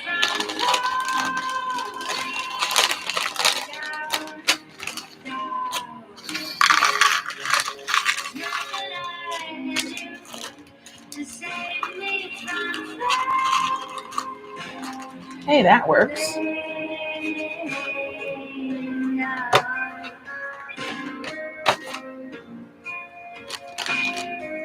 Bigger ones might not fit as well.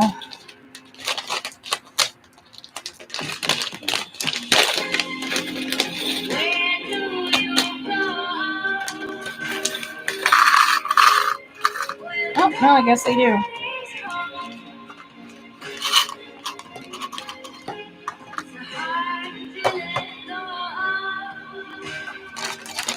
So that just eliminated 2 bags.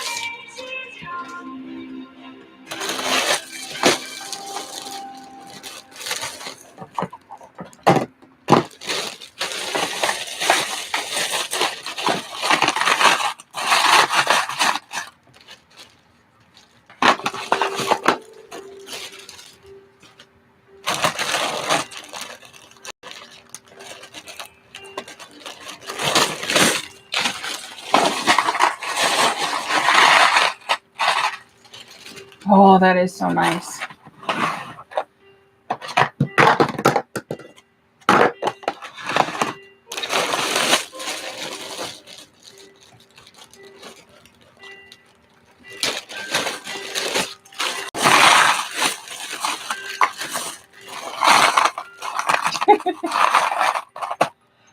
These are from AliExpress. And I paid, like, I'm all for supporting the smaller businesses, but sometimes you got to cut those corners. So maybe twice a year, I drop an order at AliExpress.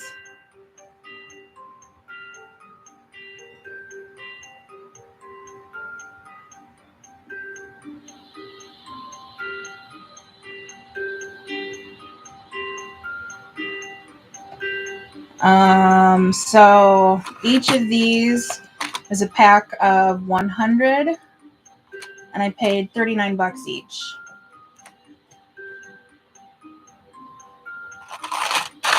And these are like, they're really good quality too. They're like the same quality that you get from most of the other places. So I don't buy like the cheap Temu knockoff crap. I spend, I don't know, maybe about a week filling my cart, going through all of the different vendors that I can find, looking for how many they've sold, if there are any visible defects on anything in the images. I compare the price points per the value of what I'm getting. Like some places will have a pack of 100 hooks for like maybe 50 bucks. And then another one will have them for like 45. And these ones were 39. And, I'd see who's got better sizes, because if I can help it, I will get all of the sizes and all of the finishes I want at the same time. And I prefer to buy them all from the same sellers. And over the past couple of years, I've come to trust the quality of about 3 or 4 specific shops on AliExpress. So that's who I stick to buying from now.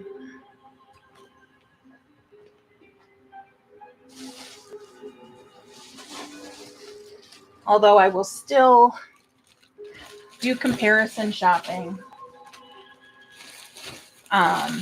But my only stipulation when it comes to buying from shops on AliExpress, like, look at this. These bronze, it's really hard to find good looking bronze hardware. Like, really hard. And the finish is so even and smooth, and it doesn't have that roughness on it. And these are all they're all really great quality. But when it comes to shopping on AliExpress, I will only purchase either basic hardware that I want to get in bulk. Because like a lot of the shops, and I get it, they're importing from out of the country, and they are paying what they're paying from their manufacturer. And then on top of that, they want to make a profit. And I'm all for supporting those shops, but I have a shop I need to support too. So sometimes I will cut those corners with basic hardware. And if I'm browsing for basic hardware and I come across something that I've never seen in another shop, like a small business doesn't carry it or something, I might get it. It doesn't happen very often, but like, let me show you here.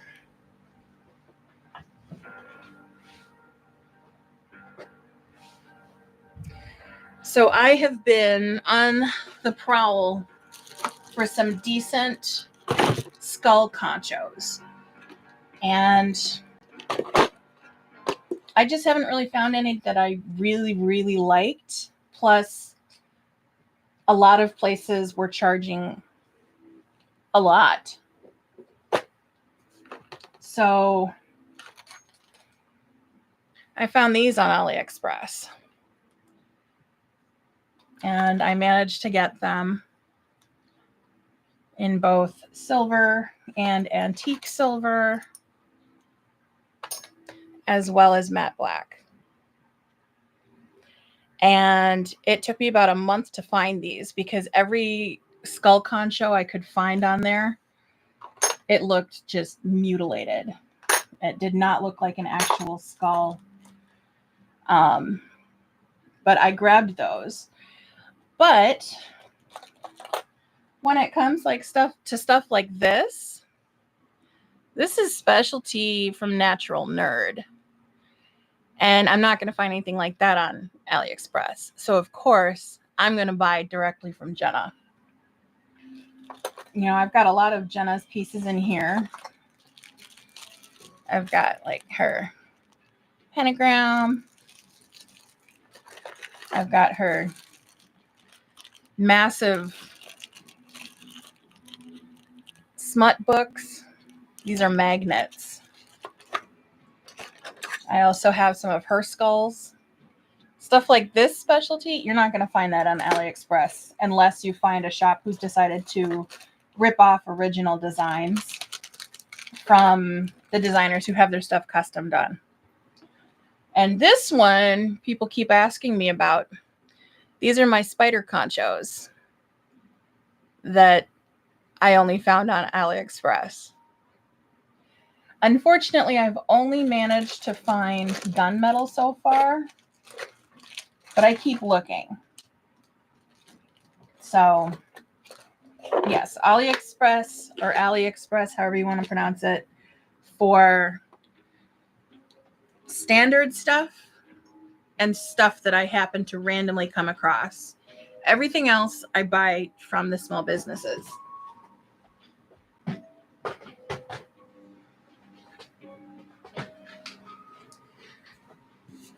So like my magnets, these are all low profile magnets. These I purchased from AliExpress because not everybody in the small businesses carries them, or if they do, they only carry 1 or 2 finishes, and they only tend to sell them in like packs of 4 or 6 or something like that. So I bought those in bulk, but I have a ton of the regular sized magnets that I've bought from those shops. The skulls, those are, pull them out again.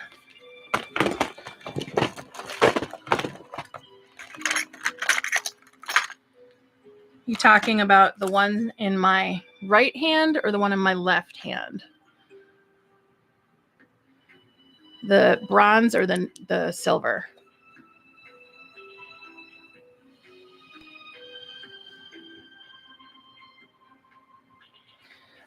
That is a concho, C-O-N-C-H-O.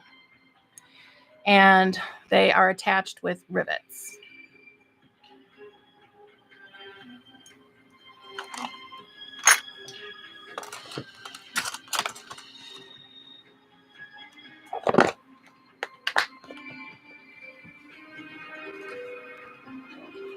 You're welcome.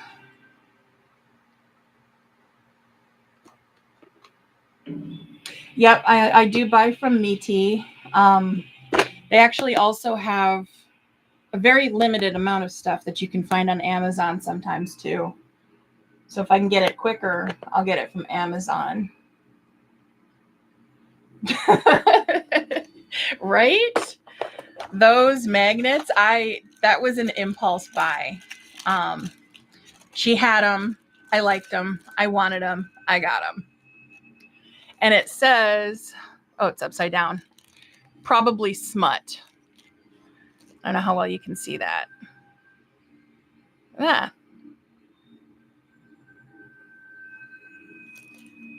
There is so much detail that goes into her designs, and the fact that she draws them herself from scratch just makes that all that much nicer. Like, I've got these owls from her. I don't want to put them on, but I got them.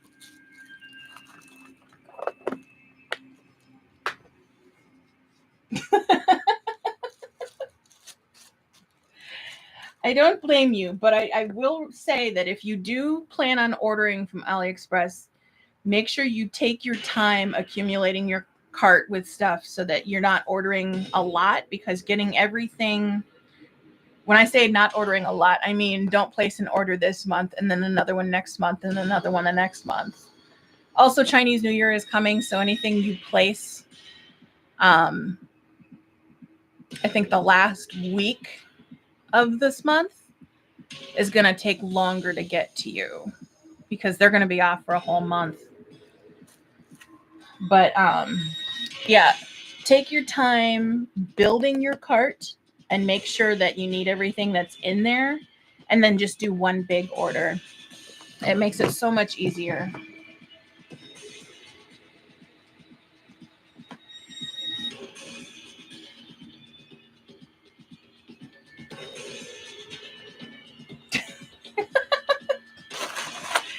I would look at you like, where did you get that? I need one.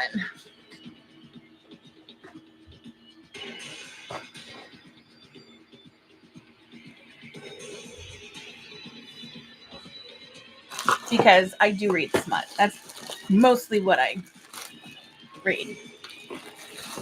Although there are a few young adult stories that are actually pretty decent. But I don't know, the smutty stuff is just more fun.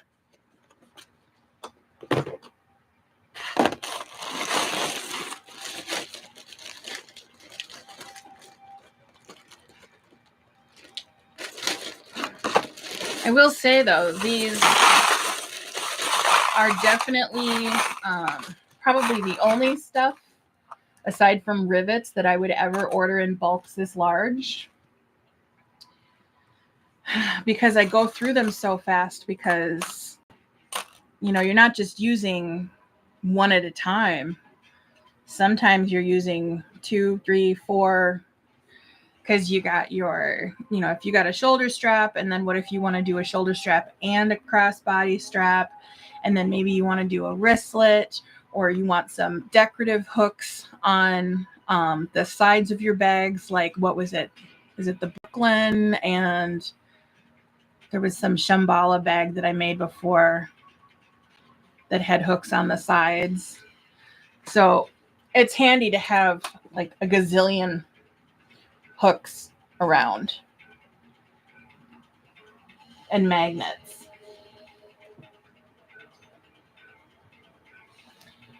For these ones,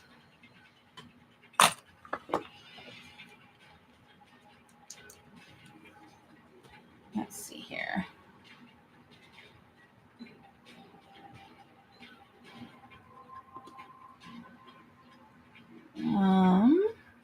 Oops, not Amazon.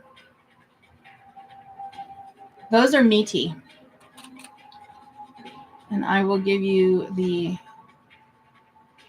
direct link.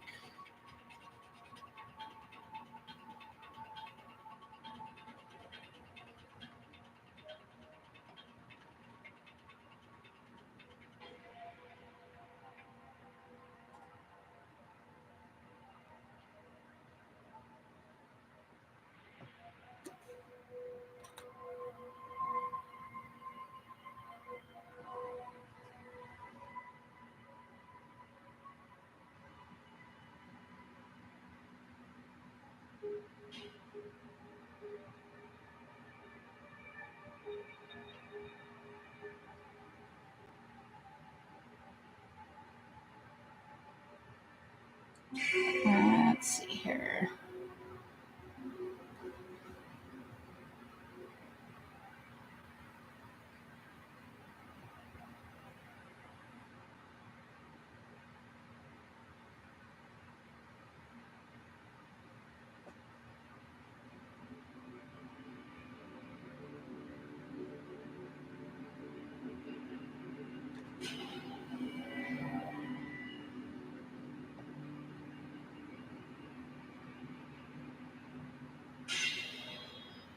All right, I just sent it to you on Facebook. I hope I sent it to the right profile.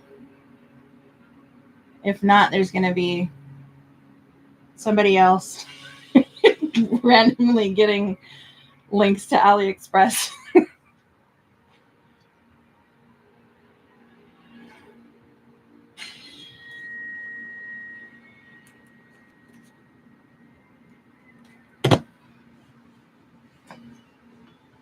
Yeah, these ones aren't like really, they're not the thinnest ones, but they're not chonky. I do like the chonky ones better, but I haven't found a good source for those ones yet.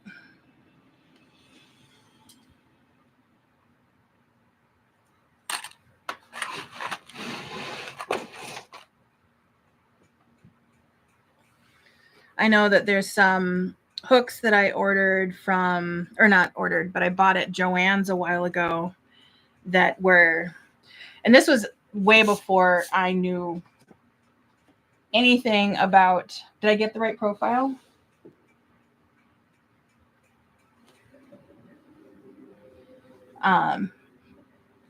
Awesome. Before I knew anything about what I was doing with any of this stuff, I had grabbed a pack of hooks from Joann's, and I made, luckily it was my own personal bag, and it was one of the first professional bags I ever made. And I believe it was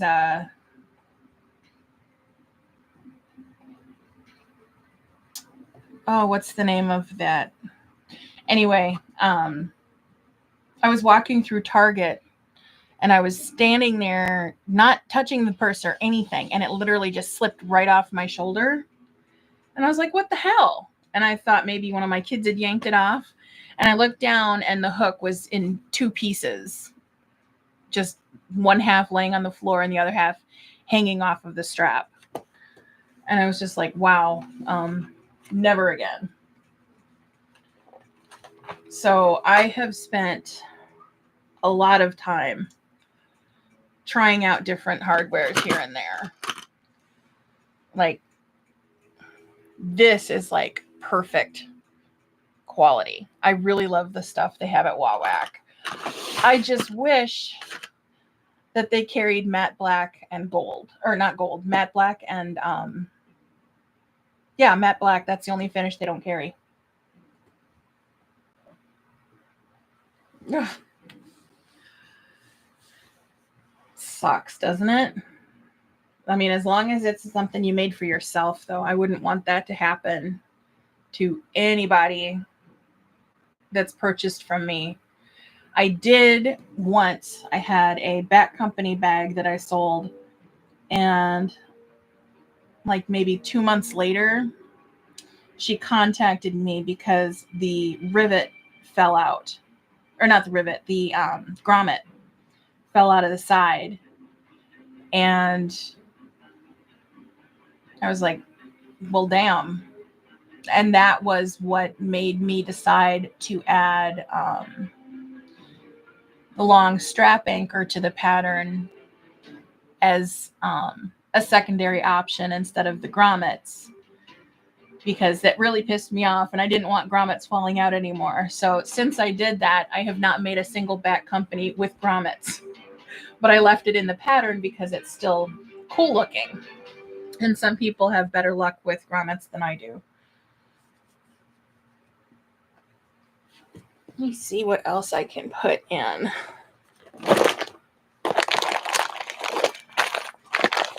I've got all these. I need to design something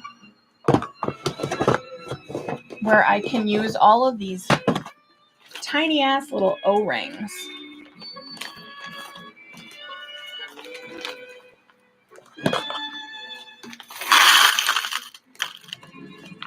What could I do with tiny O-rings like these? I don't even know if those are a full inch. They're not. They're like 7/8 of an inch.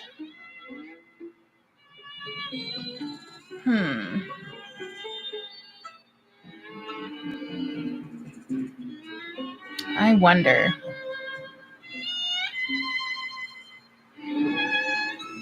I don't even remember why I bought these to begin with. See, I have a little bit of a problem.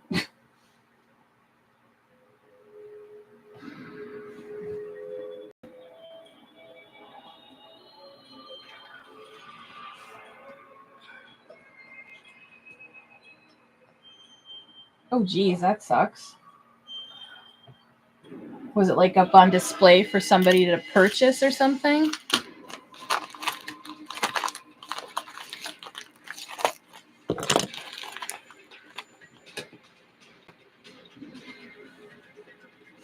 Yeah, maybe. I mean, that would be good for doing like adding a keyring loop on the inside of a bag.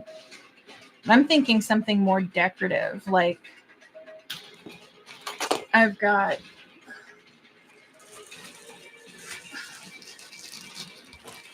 on the flatterer, I've got these 2-inch O-rings on the bottom as decoration.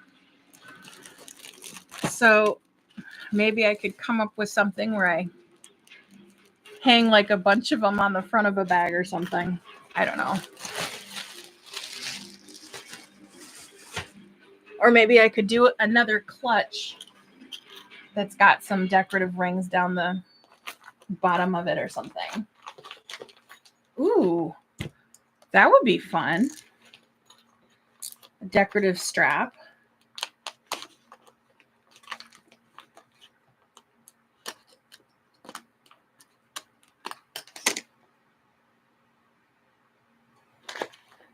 This is, I can't tell if this is an AliExpress or an Amazon label.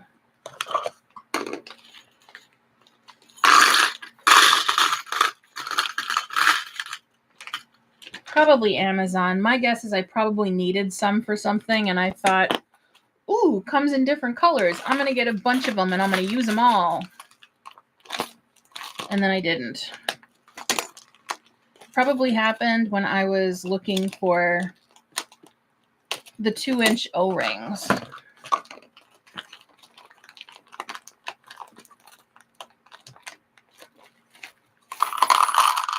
Oh, you're good, Nicole.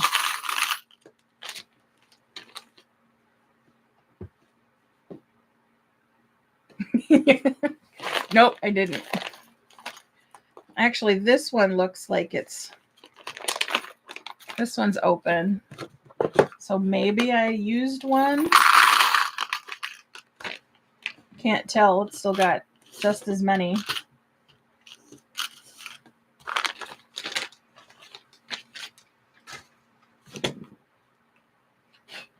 Where's my music? Keep going. I wish I could remember what I bought those for. That's crazy. I have so much random hardware. Like a bunch of rectangle rings. Most of my rectangle rings are in those black bins.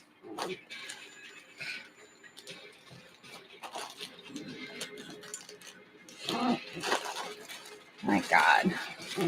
And here's more of Jenna's magnets. Got some octopus. Those are really cute.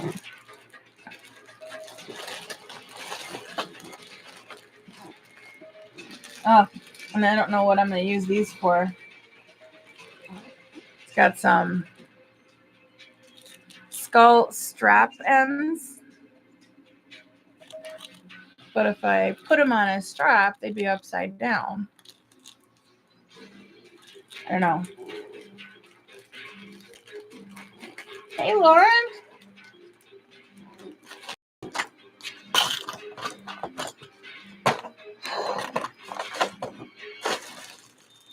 God, all of this stuff needs to be so badly organized. All right, these, I don't know what the hell I'm going to do with them. But I got to take this out. I remember watching Jenna sketch these.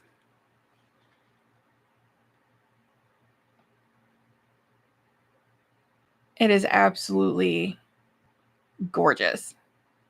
And I bought them just because of how cool looking they are, with no idea what the hell I would ever use them for. But the other day, I was looking for something for the video for the Alice pattern. And then I found this vinyl in my stash from J&R Edwards. So I'm thinking maybe those could go together. But I've got matte black and antique silver as well. So I'd probably use the antique silver.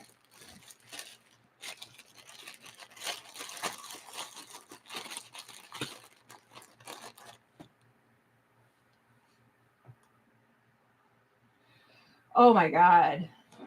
Let me see.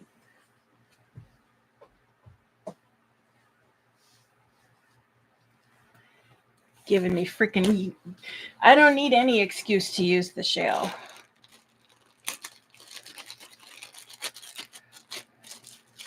I mean, that would even look good with that, except this is crosshatch.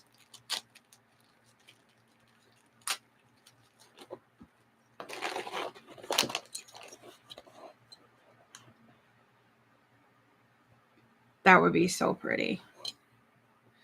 I mean, that would actually look good with any of them. Oh.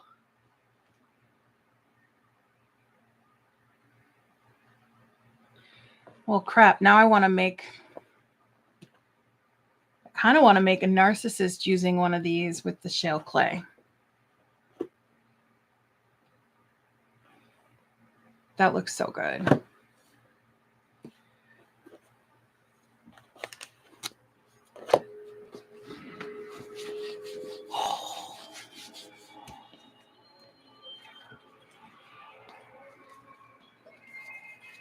I got so much stuff I need to use. I need to stop buying stuff. Yeah. Everybody keeps coming out with something that I fall in love with.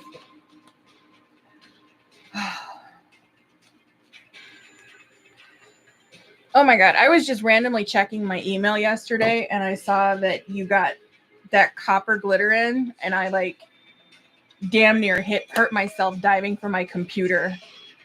I was like, I need it now because I missed it. I had it in my cart previously, but it got yoinked out, which was fine because I still had a bunch of others, but still.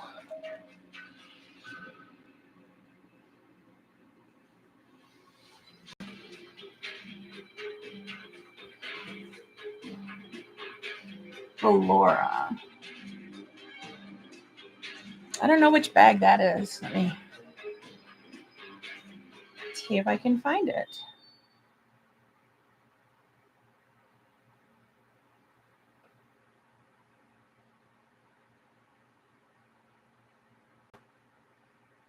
Oh, I remember when you put that one out.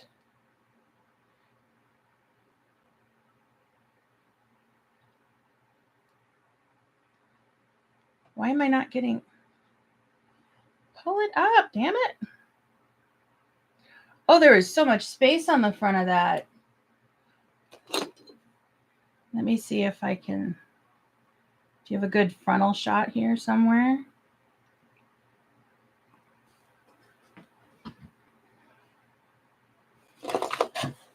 Like, just decorative. I mean,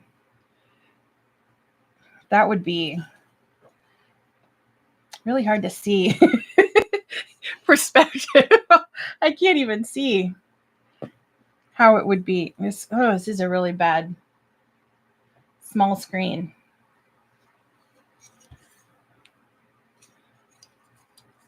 I would totally do that.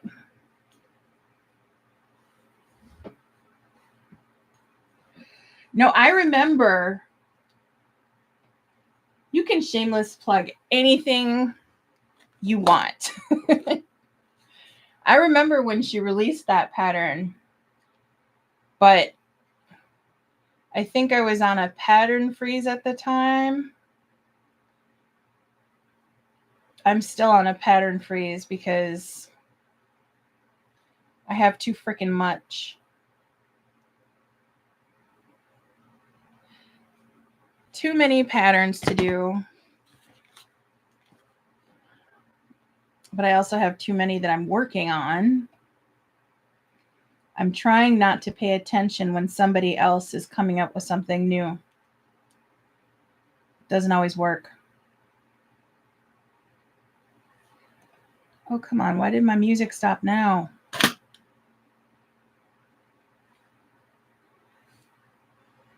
Let's pick a different playlist if you're going to be like that. We'll go with some old spooky jazz. Because why not?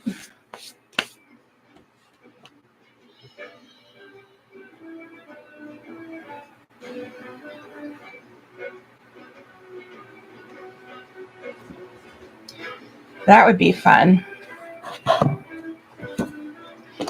Put like one of those on the center. Oh God, but I would have to I'd have to mod it so that the handles went all the way down to the bottom, and then I'd put a crap ton of rivets on it. Because I have to rivet the hell out of everything.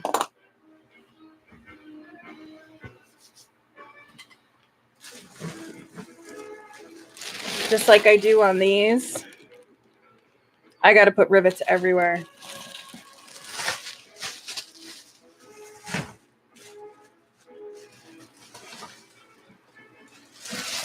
Like on here. I mean, I'm obsessed with hardware, in case nobody knew. I got rivets all the way across the bottom of this, all over the handle, all the way down the decorative straps, all the way down the sides.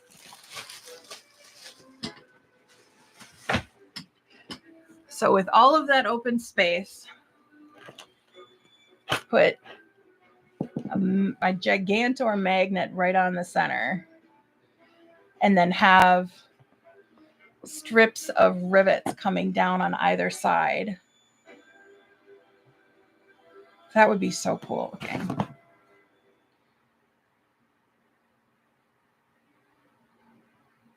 Now I want some, I got to see if she has any she might have some matching Chicago screws. And if she does, then I'm screwed because I'm going to have to get some.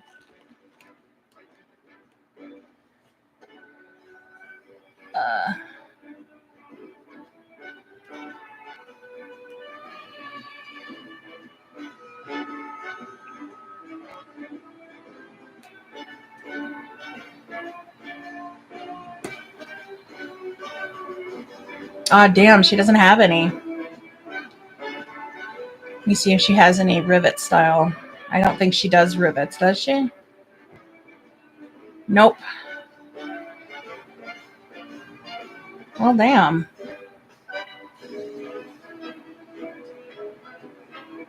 Oh, and you got strap anchors that go all on the sides too. Those would have to be covered in rivets. I need to stop. I gotta stop.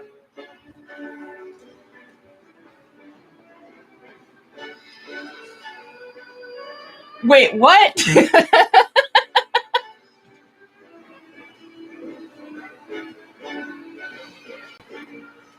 Oh my God. Thank you. Yep, now I'm going to have to get that one together. So Oh my God. I need to find some. Who has some skull? Oh, wait. Oh, they're not bird skulls, but I did get these from Jenna. I don't know how well you can see those. They're like little itty bitty skulls. Oh my God. I wonder if I have enough. If not, I'll have to get some more.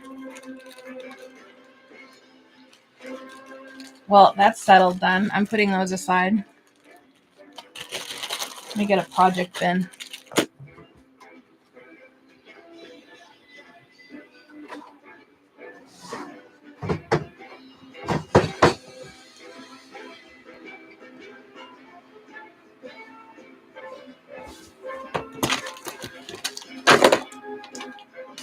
And what else? I'm going to need hooks, right? Do you have a hardware list on here?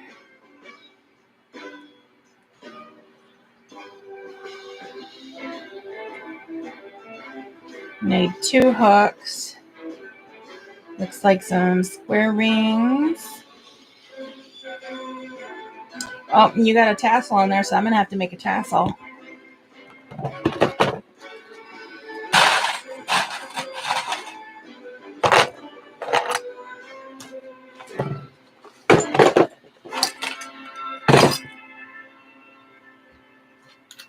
Oh, I bet you I can even find a way to use these on there.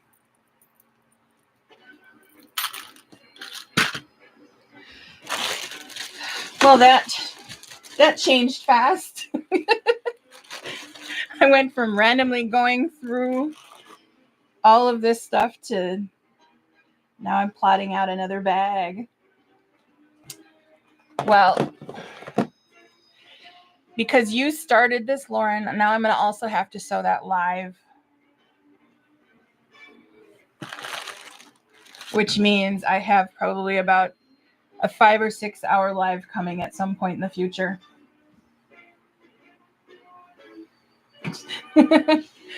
Oh, I already did most of what I needed to do. But I have to pull all of my drawers out and move the stand that's currently sitting there before I can put my new stand over there. And I'm probably going to need to get more organizer bins. So this is going to be a while. But I am totally down. Use what I have. I have a lot, though. That's the problem. I have so much stuff. I was just saying earlier, I could open up my own hardware store if I could actually bear to part with any of it. But I need it all. Well, I don't need it, but I need it.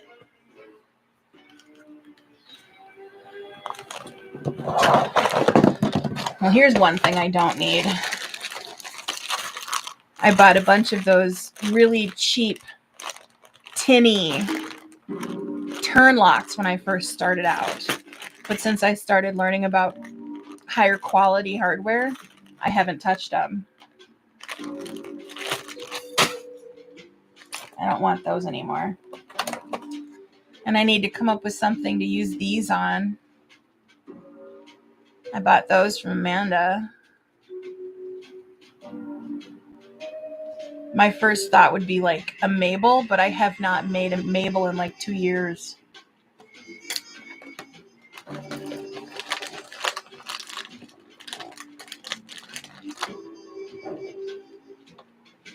I'm probably going to post a D-stash, but I'm probably going to do like what you did, which is just fill up a few boxes and then just sell them with like scrap packs. Because I have a crap ton of scraps. I've got a bunch of stabilizer, interfacing, and foam that I could stand getting rid of, as well as tons of vinyl, waterproof canvas, and cotton scraps that I won't use.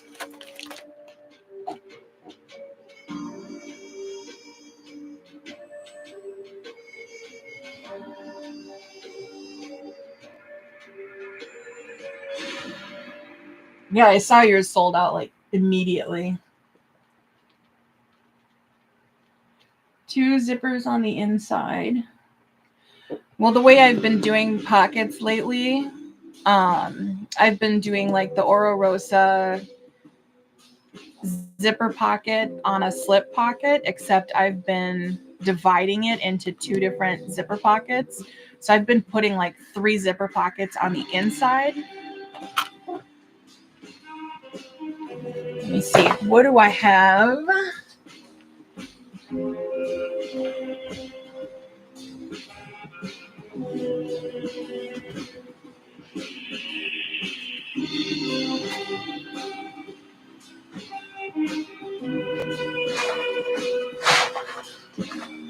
All right. So if you haven't already seen my zipper storage, this is my zipper storage. I have 3 of these for bronze, and I have a minimum of 2 for every other single finish I have. And they're all full. And I have more cases coming from Joann's tomorrow because I also just ordered a bunch of zippers.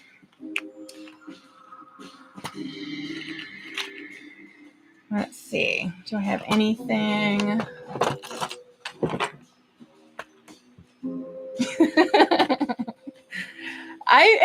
I'm not kidding when I say I'm obsessed with hardware. I love it. I love it all. I don't know how anybody does just 1 or 2 finishes. I have to have them all. I don't like using gold, but I keep some of the basic stuff on hand. But everything else, I'll snatch it up the second I see it. Let's see here. I've got some handmade ones. I don't think I'll have anything exact. I also think it's kind of funny because you can see the clash of my personalities. Ooh, these might work. Because it's like you look through my stuff and I've got plague doctors and coffins. And then I've got puppy paws, labyrinth, dragonflies. I've got way too many personalities, which means I can make almost any theme bag that I want, except I don't really have anything like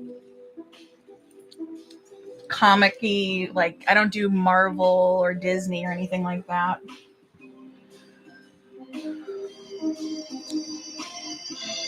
I don't know. Well, this is a skull, but it doesn't quite match.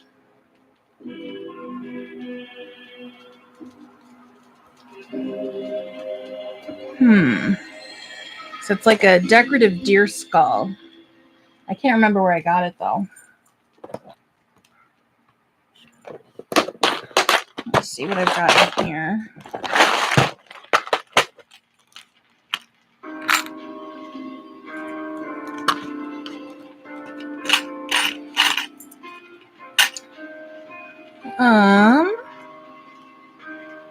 Looks like this is mostly horror. Yeah, I can keep it as a maybe. I mean, worst case scenario, if I can't find something that works, then I've got my whoops. I've got my 3 what I consider basics that I would throw in, which is the little square one, the little smooth one, and then this one that says hand fucking made, which a lot of my custom clients really like those. So I bought a whole bunch of them because I think Sodolce may be going out of business.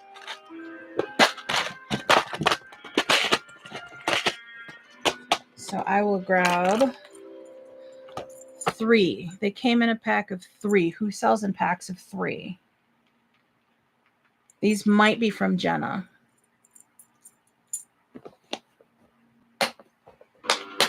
Yeah, I'll put that as a maybe.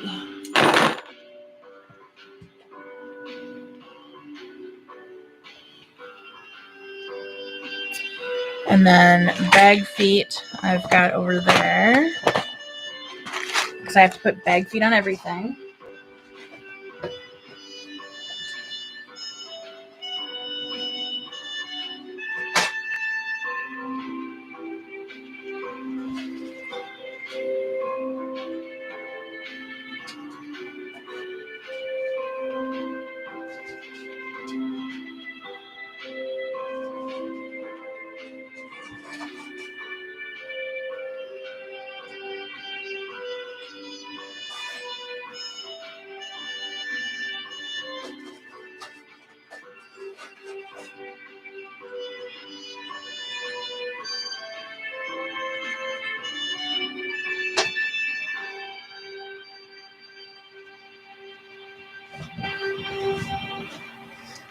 All right, so I got the bag feet, and then I grabbed 2 square rings for the sides, but you've got the sewn-on handles, but I did grab extra just in case I decide to switch that up.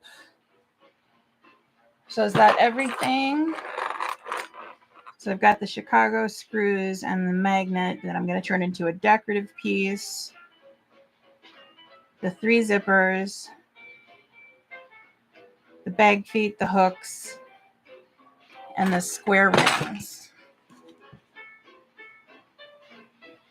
Do you have a recessed zipper on there at all? Yeah, okay, so I'm going to need another zipper, but well, I could just do the statement zipper on the recessed zipper and then just do basic pulls on the inside. Or, well, I guess I could just do 2 zippers on the inside. That works.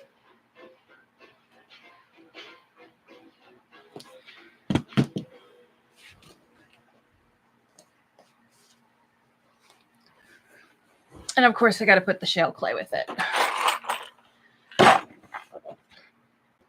So that's ready.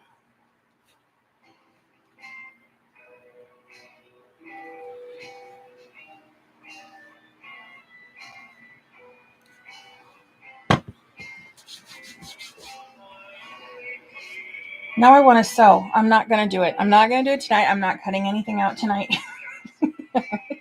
I have to finish that wallet, and then I have to do the video for the marathon before I can do anything else.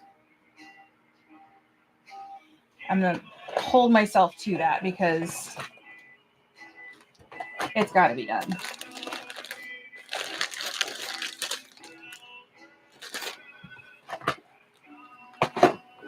And all of this stuff can wait.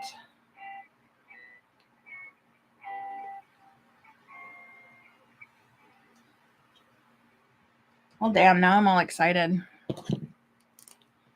But I can't do it now.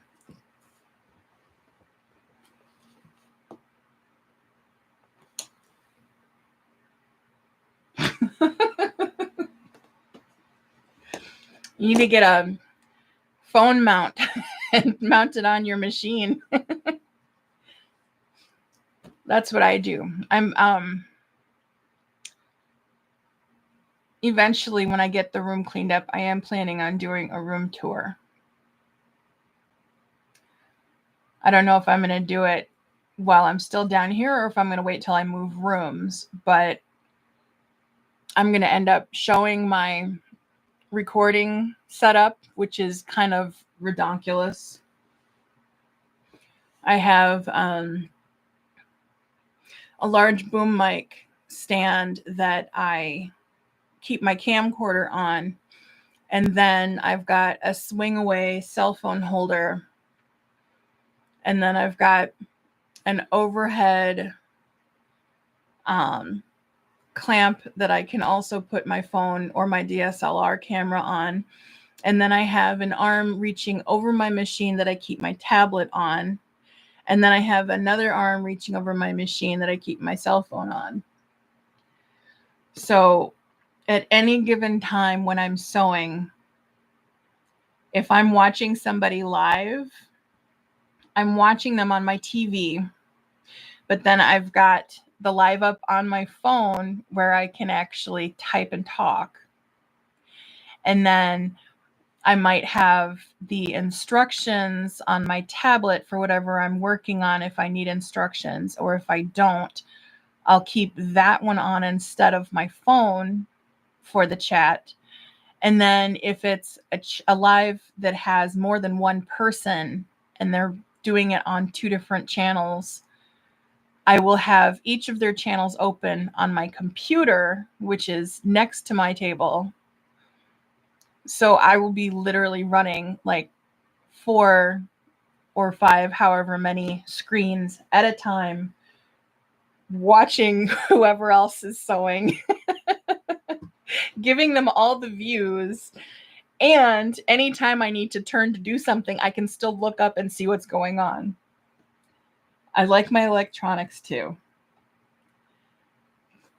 almost as much as I like my hardware. I'm a little obsessed.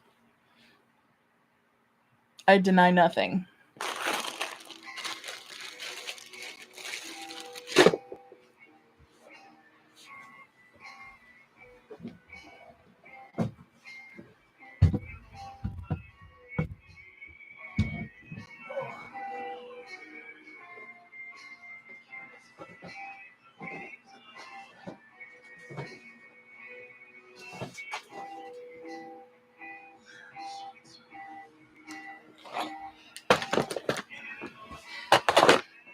See, here's those regular magnets and more magnets and more magnets and rivet magnets. I need to get rid of those because I cannot rivet on a magnet to save my life. So those can go in the get rid of pile. I have bag corners. Why do I have bag corners? In 1, 2, 3, 4 finishes. I don't think I even have any patterns that use bag corners. There's more riveted magnets, clips, and more clips, snaps, some random rivets in a bag, a bunch of Soful Therapy screws that I don't even know what these go to.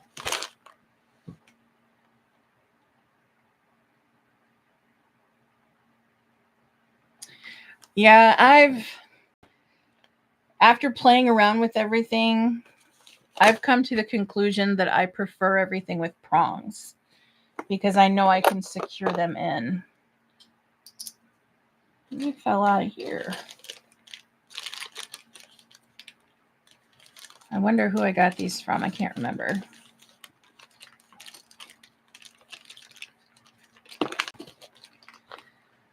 Just, oh my God. I mean,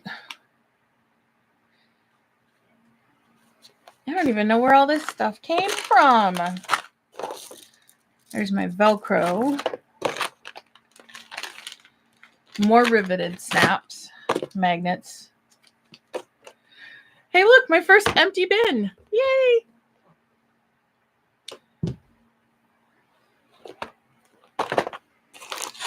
I mean, purse chains,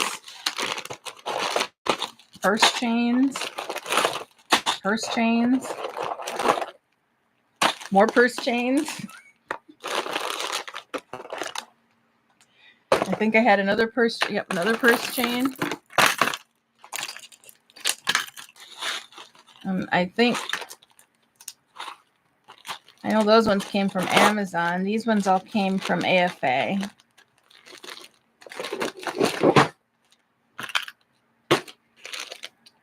Jeez. Yeah, I need organization. Oh my God.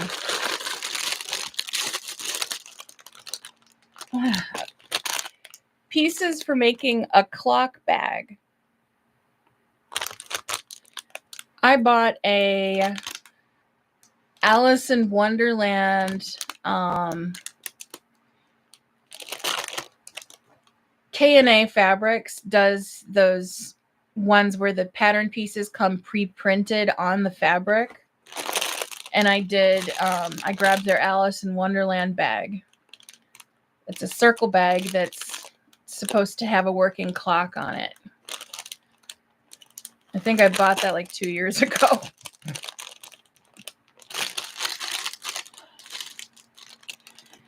Night, Lauren. Ooh, a relaxing bath sounds so nice right now. And look, more O-rings in different sizes. And a crap ton of chains. And more O-rings.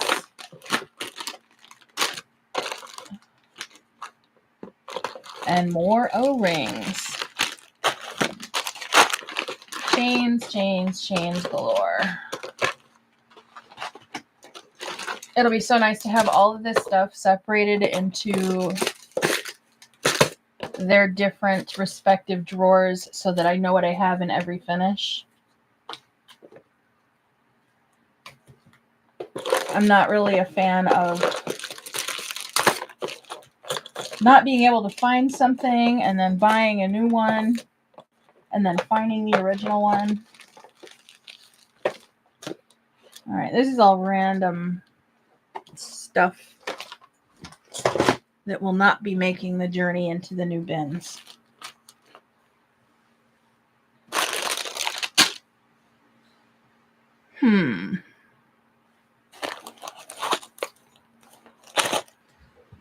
Let me see here.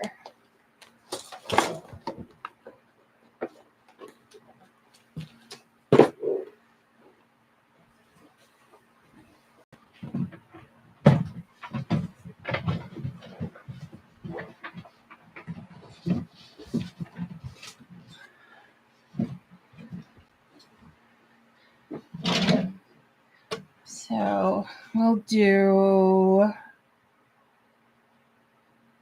I'm going to do the matte black drawer on the top. I'm going to do bronze next, then gunmetal,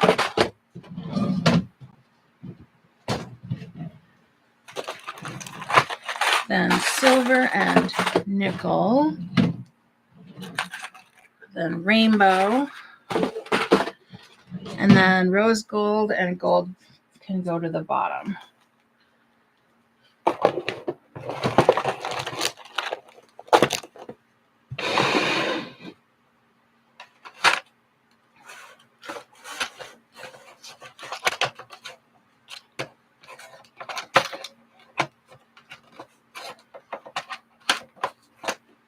So let's see here.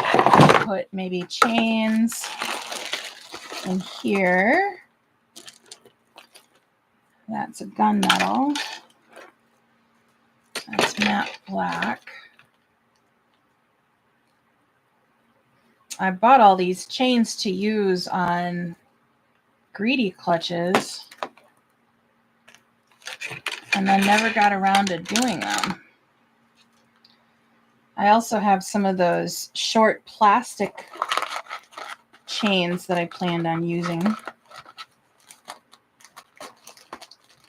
Never got around to it.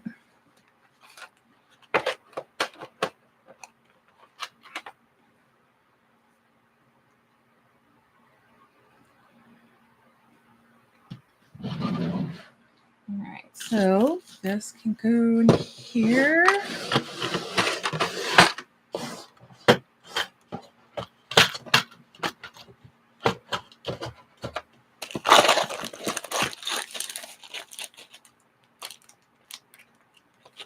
Oh, this one's a matte black. probably take these out of the packs.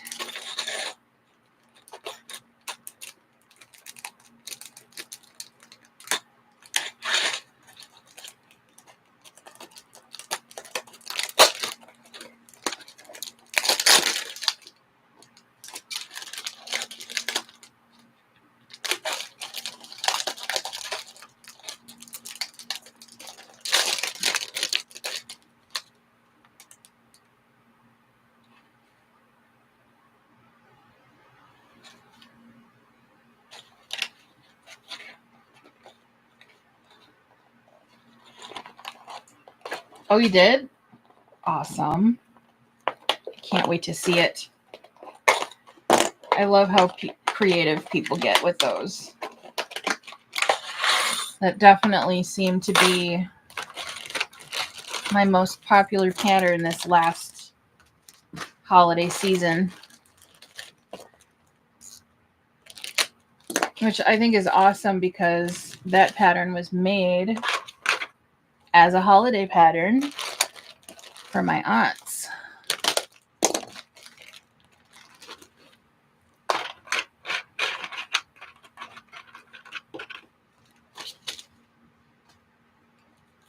And I've been seeing it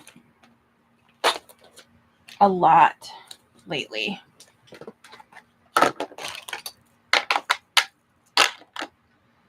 One of these days, I'm going to have to just take some time and sew up a bunch of those because I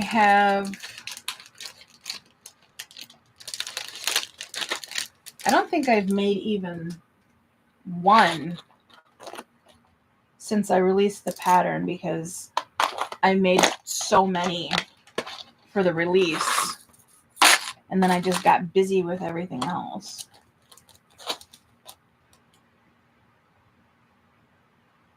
Yep, you're probably thinking of, oh, I can't remember her name. She's got this adorable shop where she does a lot of vintage inspired stuff, and the Greedy is one of the top bags that she makes for markets all the time. I'm guessing you saw like the leopard print one. And I think she did like an all white one. She's got like dozens of them that I've seen on her page.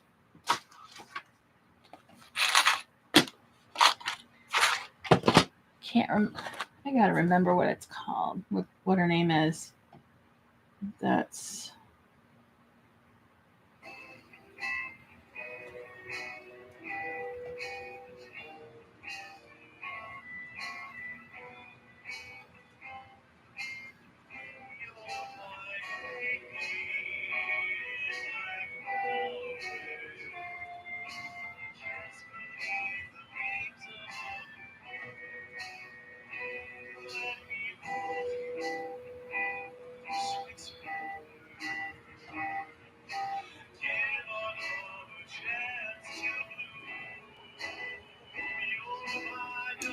like this one. I thought this was really cool. This person made a whole bunch of them for gifts.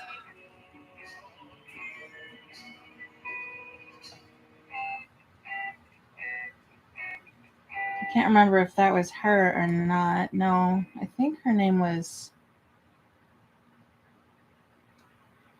I want to say her name is Alice, but I'm probably way off. That's going to bother me until I find it.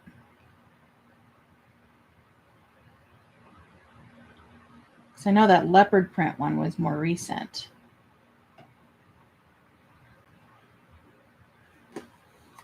This one.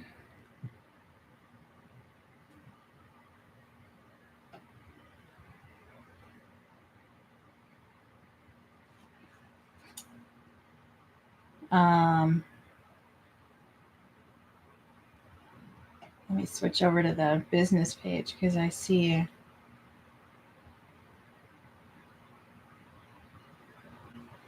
her stuff on there all the time. Her name is Joni. I don't know why I thought it was Alice.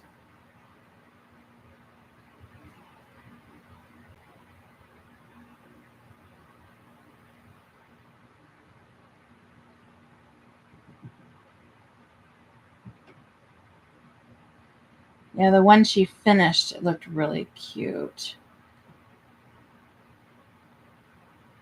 Oops.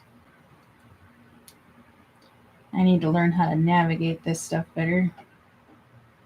Now I can't even remember the name of her brand. I think it was something Betty.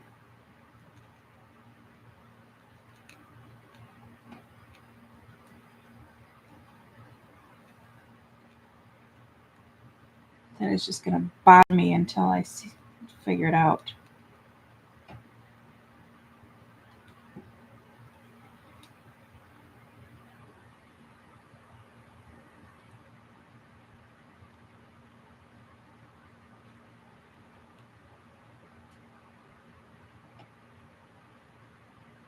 Betty Bags Co. That's what her company is.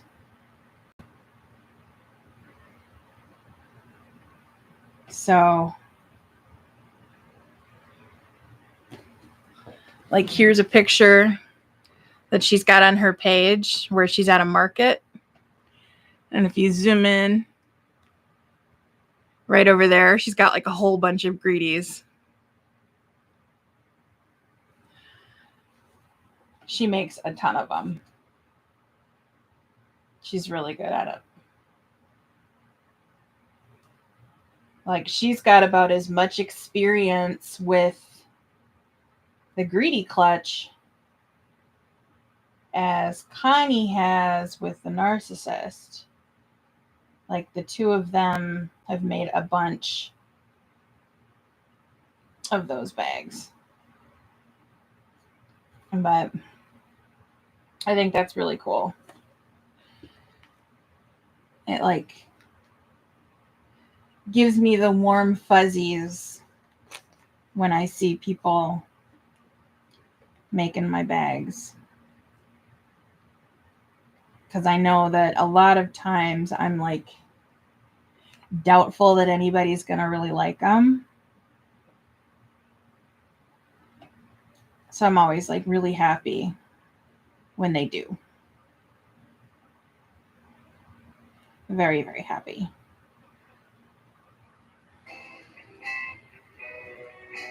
Let's change this to a different playlist here.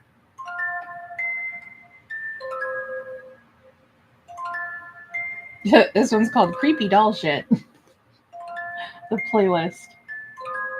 That's funny.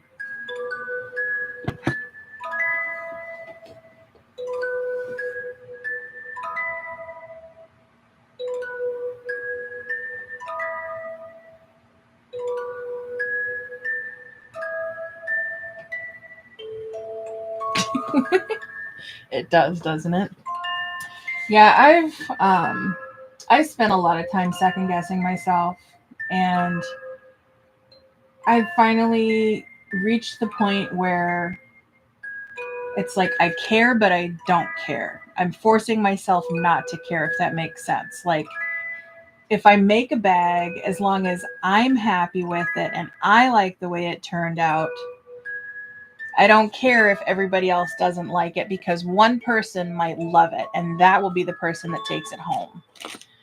And as much as I hate having that kind of mentality, it helps keep me going.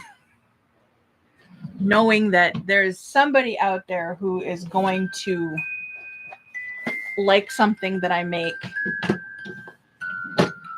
more than everybody else, and they're going to like it enough that they want it. So it makes me second guess myself less, because I'm making bags that I like and then putting them out there. And if somebody wants them, you know, they can have them.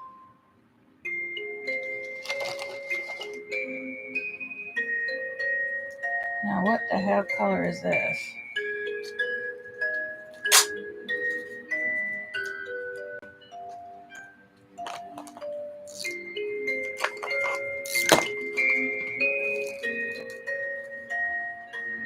Ah, that would be black. Okay. Put the bronze in there. and silver.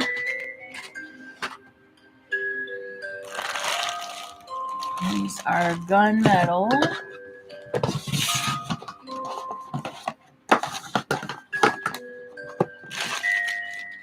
Oh, hell, these are riveted too. Okay. These are not.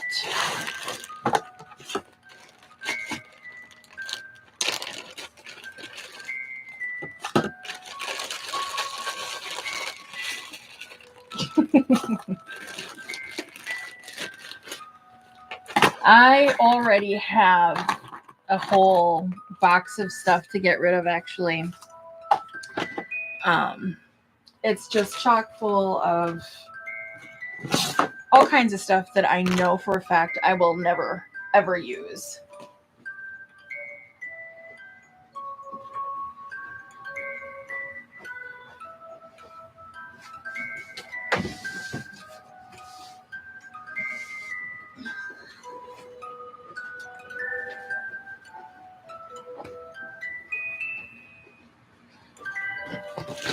And I'm going to need a bigger box.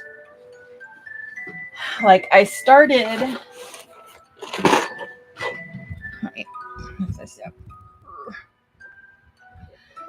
So I started a little bin of like zipper pulls, so I'm gonna have to keep adding to that because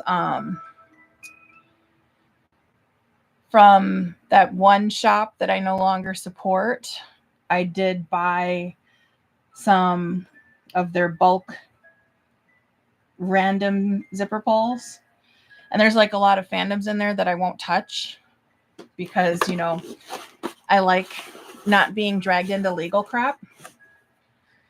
So I'm going to be getting rid of a bunch of those. I've got like fold over elastic that I'll never use. I've got some quilting cotton. Thank you for supporting my small business stickers, since I now make my own stickers. I've got electric scissors. There's a couple of little sewing kits. I've purchased a total of 4 rivet presses, and 3 of them came with a whole bunch of grommets that I'm never going to use. I've got a whole spool of Tex 45 rainbow thread because I don't really like that rainbow anymore now that I've been spoiled with the Wizardry Stitchery stuff.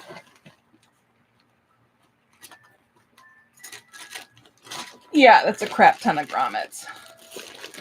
I've got these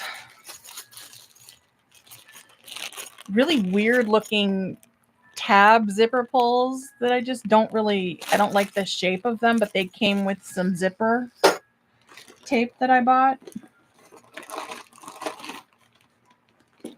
These I'll probably just give away for free, a bunch of dollar store large clips. I've got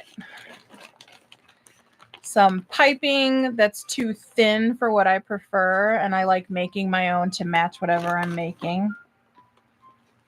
I've got some rainbow zipper tape that I don't like the rainbow pattern on it anymore. I've got pins, and I don't make clothing, so I don't need those for vinyl. I've got clips galore. I've got some woven tags that I'm not going to use. I mean, there's a ton of stuff in here already, and I just keep adding to it.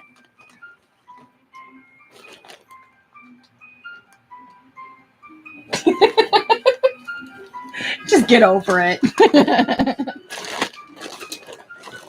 Yeah, I can't bring myself to use them. I really don't like them. They just look weird. They feel weird in my hands. Oh, I can throw all this stuff in here.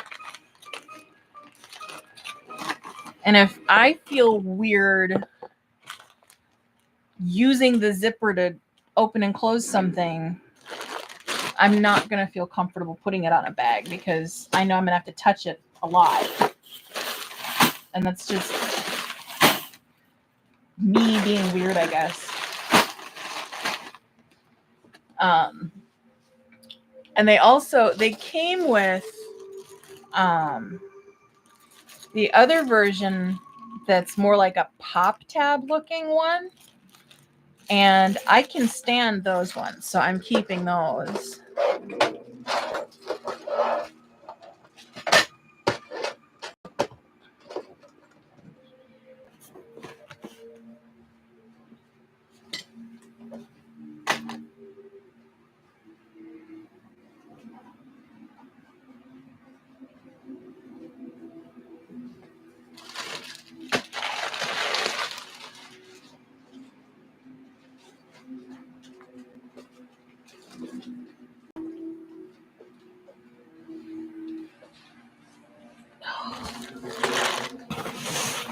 So yeah, I'm going to need a bigger box. But if I do what Lauren did and her team, which is take like a bunch of fabric scraps and a bunch of random hardware and all that stuff, and then throw it into a box, I can just destash it in packs for like really cheap.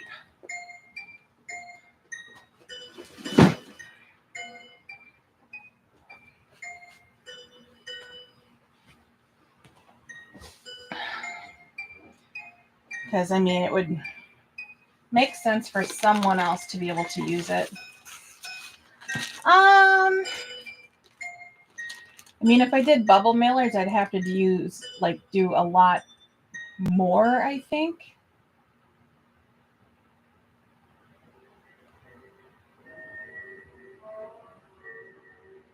And it might be easier to get like the fabric scraps in a small box. I don't know. I'll have to go through and see what my scrap situation is, because I got a lot of them in varying sizes. I've got some large scraps and some small scraps. Anything that's like, I'd say anything that's large enough to do like a pocket pal and larger than that. I don't typically keep scraps smaller than that. Well, no, I guess a pocket pal folds out. So I guess if you piece two sides together, you can make a pocket pal with it somehow, which would be hard because that zipper's right in the center. I don't know, maybe bubble mailers would work.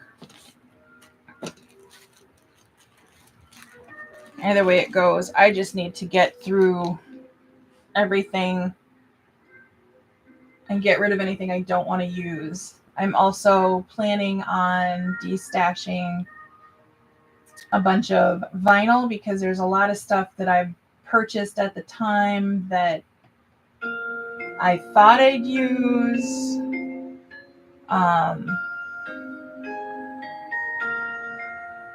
I also have a tendency to buy stuff that I do like at the time, but I buy it because I want to support the seller more than how much I like whatever it is. So I end up with a bunch, I call it my support vinyl, but it's in my possession because I was supporting someone else, not because I'm supporting my bad habit.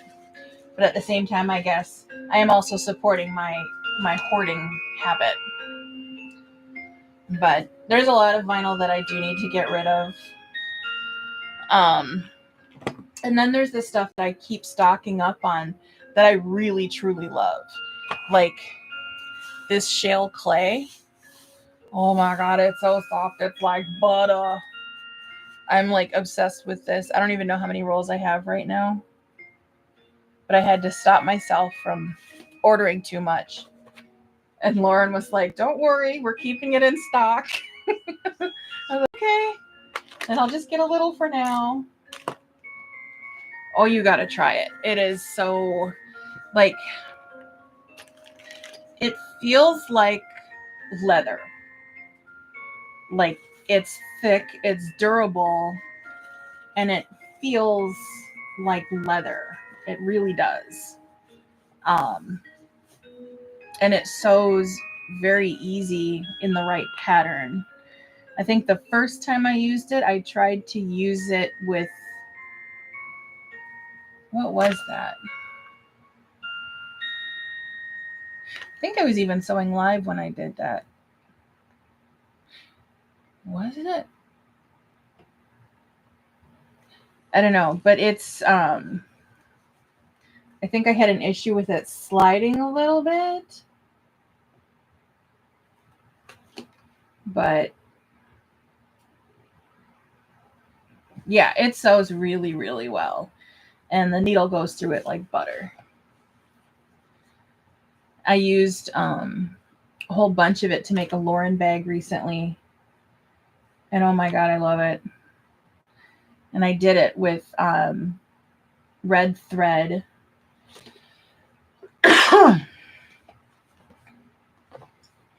And I added like a large pocket on the front. Like, I modded the hell out of it.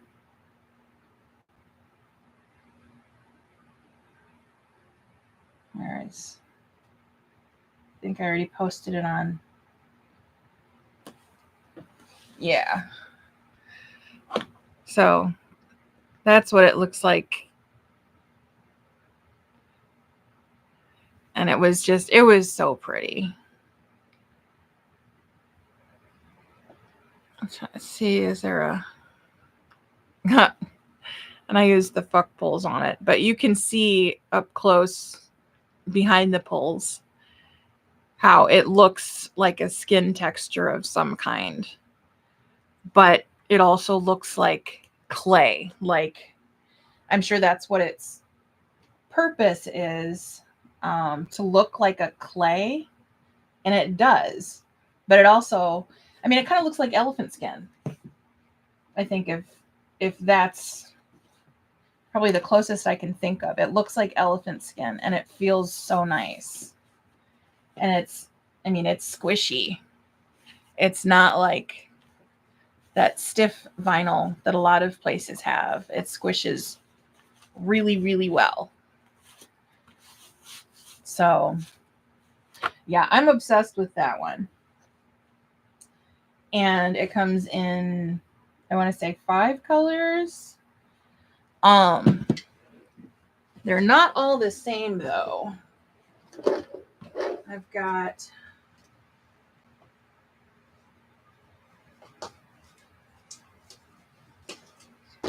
like, this one is the obsidian clay, and it's not matte.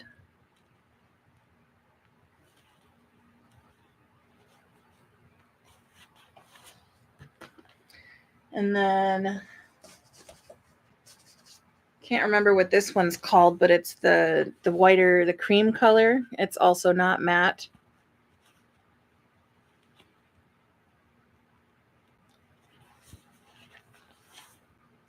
And then I have the green one.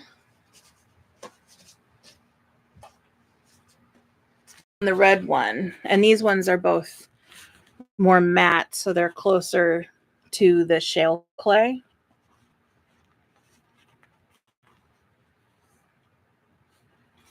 But all in all, it's really nice vinyl. And if I had had the option,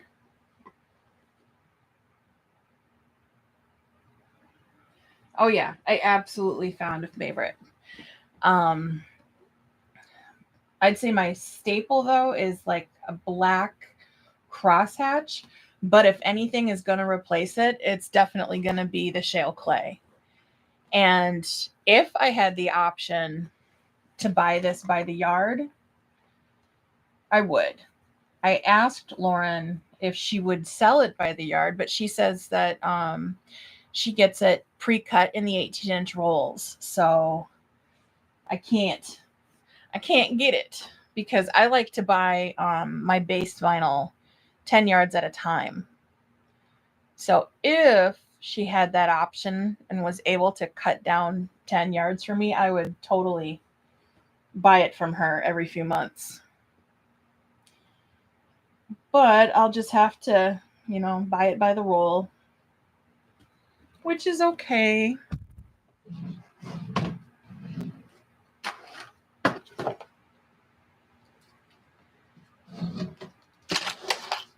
I'm gonna put these last few little things away here.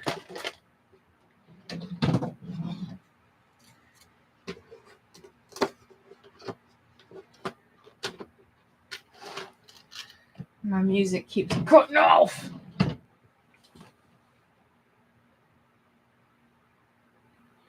Yeah, it would probably be kind of pricey because then it would also come on a long tube. So having a huge roll of it imported would probably be pretty expensive.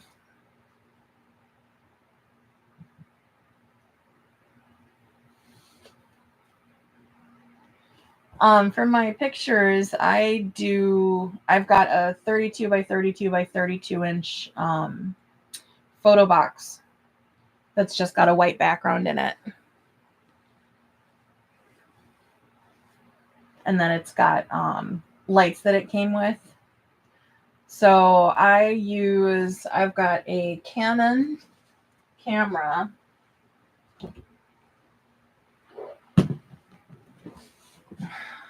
And I'll just bump up the settings so that it basically whites out the entire background so you can't see the edges of the box. And since most of my bags are really dark, it doesn't wash out the image.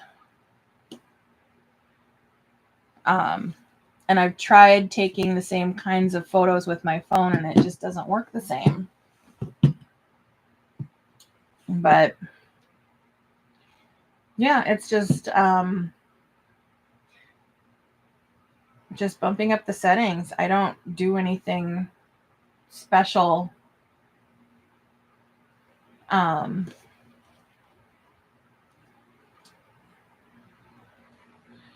you taking your pictures like on an open surface or inside of a photo box?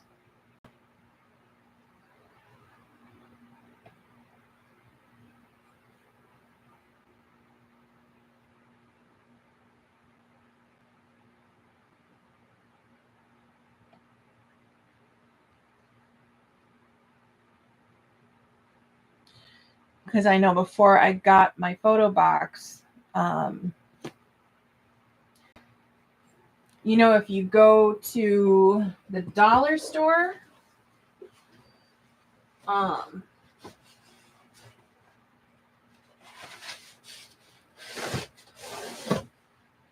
this one's in crappy condition, so ignore it. But if you get these poster boards in white, like what am I trying to say? What I did with these is I would put I'd have one on the bottom, one on each side, one in the back, and then I took another one and kind of tilted it at an angle, and I cut the one in the back down a few inches so that when I set the one on top down, it would sit at an angle. And then I taped everything together and made my own photo box. So that was what? $1, $2, $3, $4, $5. And I made my own makeshift photo box. And literally the only reason why I upgraded to my studio box is because I could attach lights to it. Because I had those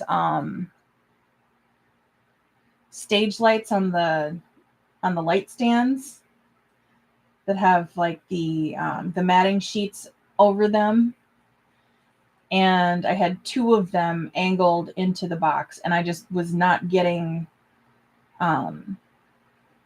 light to hit things the way that I wanted it to.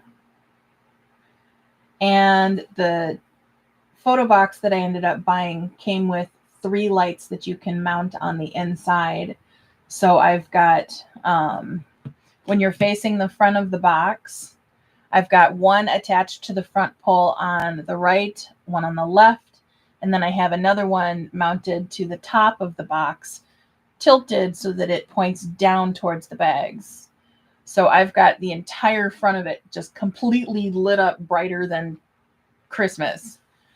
And yeah, so with the really bright lights, literally all I have to do is just change the brightness on my camera, and I do like no editing in Photoshop at all. The only exception being if I do a really, really, really big bag and it's too big to take a picture of in the box without having the sides visible, I'll take it into Photoshop and I'll like paint over the visible parts of the side of the box. That's it.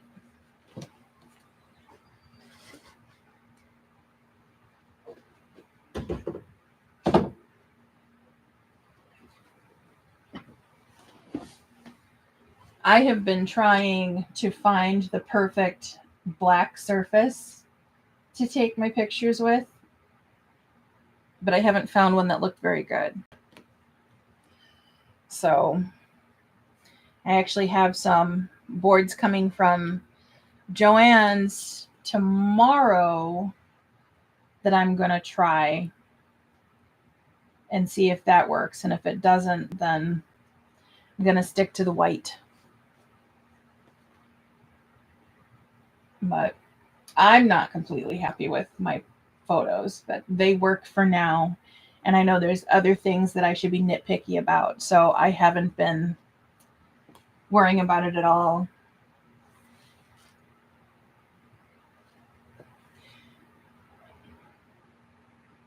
Black acrylic like sheets, like what rulers are made out of, that would have too much glare.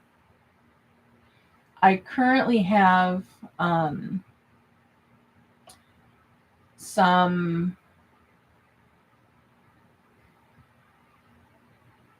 clear TPU laid down on the bottom so that it looks like it's sitting on a more reflective surface. So the back of the image looks completely matte white, and the bottom you can see the reflection of the bag. So that was a fun thing to figure out. And I figured at first that I would just get some glass, but finding a 32 by 32 inch sheet of glass for an affordable price turned out to be pretty hard to find. So I just bought a rolled up plastic mat and trimmed it down.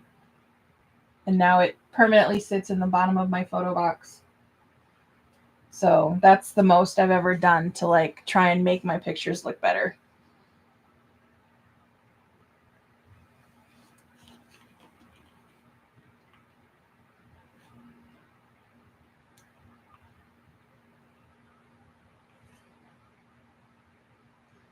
And I guess it's not really that big of a difference, but you can just kind of barely see like the reflection of the bag. I don't know. I guess it just it's probably reminiscent of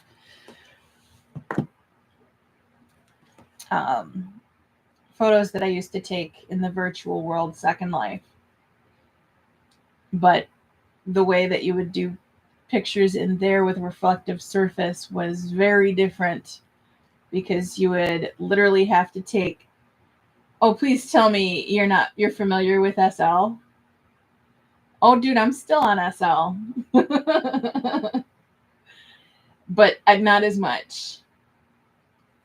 I have a shop there though. But you know how you'd have to get a reflective surface, you make everything the way you want it to be, and then you have to make a copy of it and flip it upside down. And I was trying to do that in real life, but instead of making 2 copies of the bag and putting it under glass and whatnot, I just decided to make a reflective surface, and it kind of worked out. But yeah, I'm in SL. I'm totally in SL. It's actually kind of rare to find anybody else who is or has been.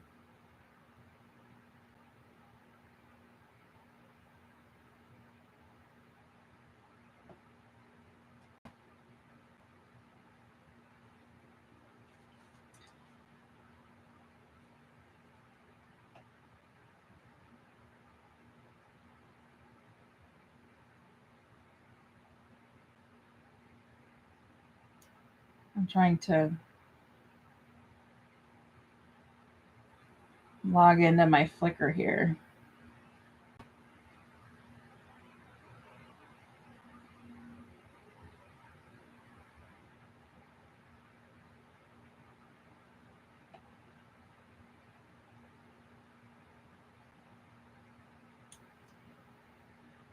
Yeah,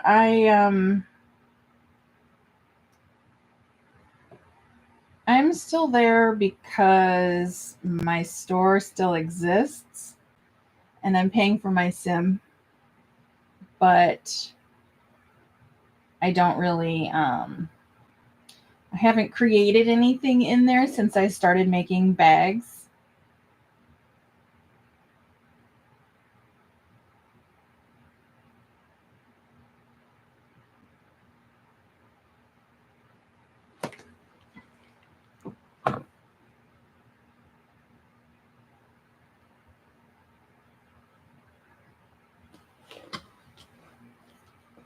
That's where I met my husband.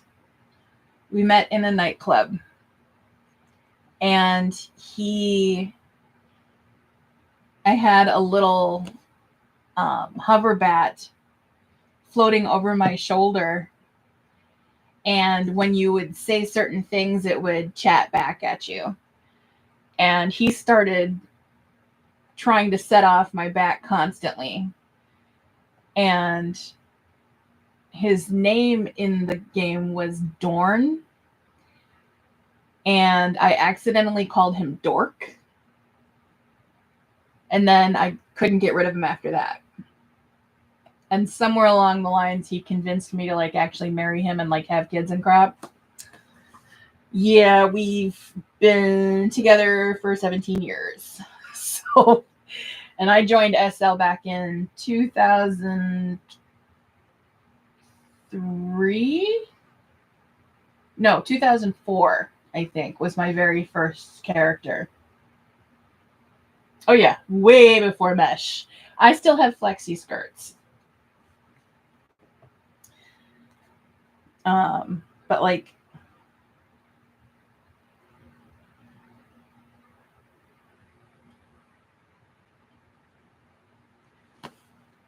see, like this is the kind of stuff that I was making, like shoes and some clothing.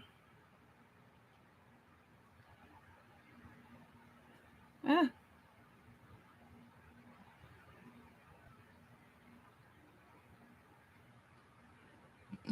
Decorative stuff, and I was really happy with those shoes. Some of my finest work. Oh no, I mesh my own stuff. I use Blender.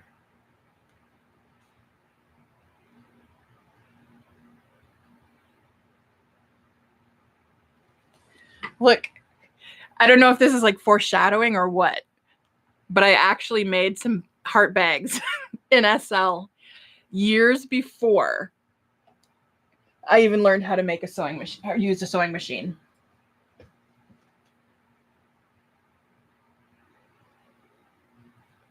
But yeah, I am not as hardcore of an SLer as I used to be, but let me find a picture that's not so dark here.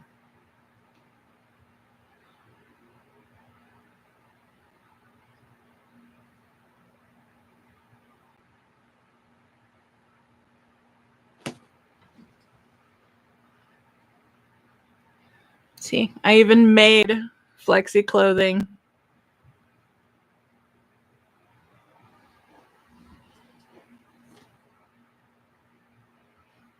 Oh my God. Yeah, I spent too much time there. Way too much. I actually kind of miss the way it was back then because now it's all attitude and everybody wants to look like weird chest too large, hips too large, butt too large. Like I think one of the things that's in fashion now is there's a body that's got the thighs that have been kind of pinched in, so people are making like leg bands and stuff that are meant to look really tight on the skin. My store name is Dilly Dolls.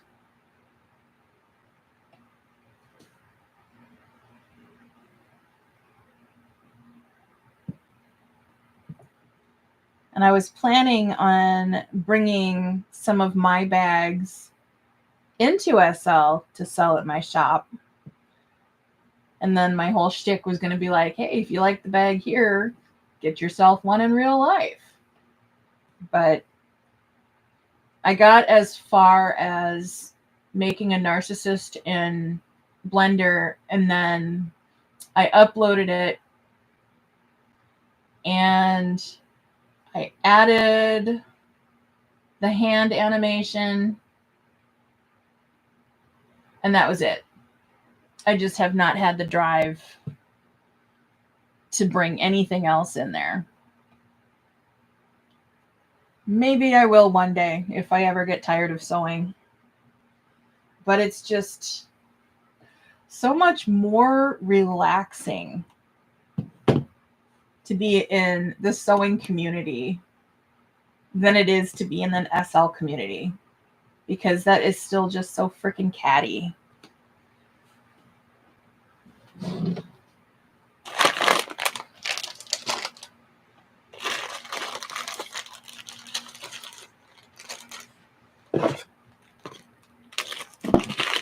Yeah, I'm just not into it. Plus, all of the good places are like gone now.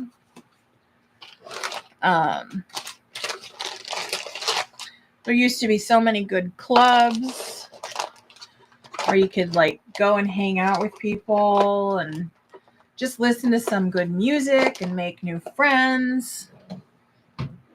And now it's just constant shit talking. Yeah, too much drama. And it's like, is it really necessary to have a blog talking about who's doing this and who's doing that? And oh my gosh, this designer totally made a hairstyle that looks eerily similar to another designer's hairstyle. And yeah, yes. SL Secrets, exactly. Oh my God. Wow. Yep, you're an SLer. Yeah, I haven't been on that site in a while, but The drama on there was just absolutely ridiculous. And I was shocked to know that there was actually that much drama. But some of them were just plain stupid. You know, it's like so and so decided to try and hit on so and they weren't receptive to it. So the first person has to go and submit an SL secret complaining about how the other person was leading them on or whatever random BS. It's like, really, you know, keep your crap in your own yard. Nobody else needs to step in that. Wow, that is crazy. I think you are like the second person that I can think of within the sewing community who actually knows what SL is and actually spent time in there. The only other person that I know of is Lelia, or is it Layla or Lelia? The owner of Anima Defesis, the graphic designer. She has been an SL too.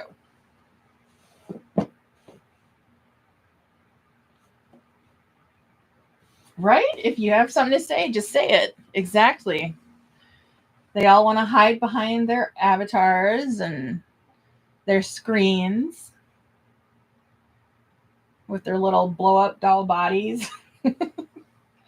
My avatar looks normal and hasn't changed much in forever. She's, you know, my store was opened in 2006, and I based it around dolls. I made like Dolly style dresses, Lolita dresses, and shoes and accessories and stuff like that. So it was basically anything that you would dress a doll up in. And I kind of solidified my avatar's look, and she has slowly updated over the years, but never so drastic as to look like a plastic surgeon's dream child.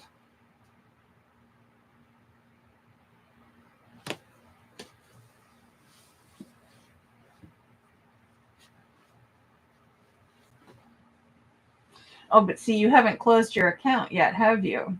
If you haven't closed your account, you can't say you're logged off for good. See, as much BS as goes on in SL, it's hard to let it go. Because once you really get into it, it becomes so much a part of you that as time goes by, it's a part of your history that it's hard to part with. And there's been plenty of people that have said, oh, I got rid of my avatar. I deleted it. I don't use it anymore. And those people have just created other accounts to hide on. It's actually quite rare for somebody to completely walk away.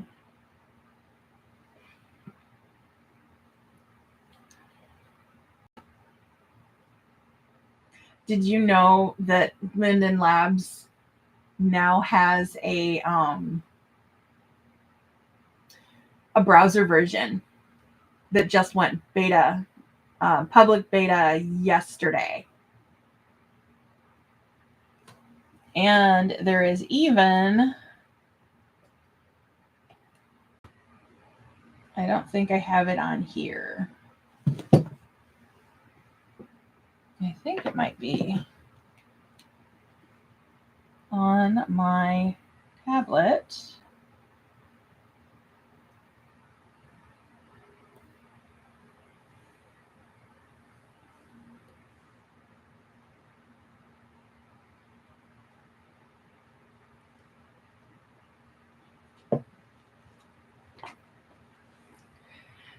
They have it for Android now.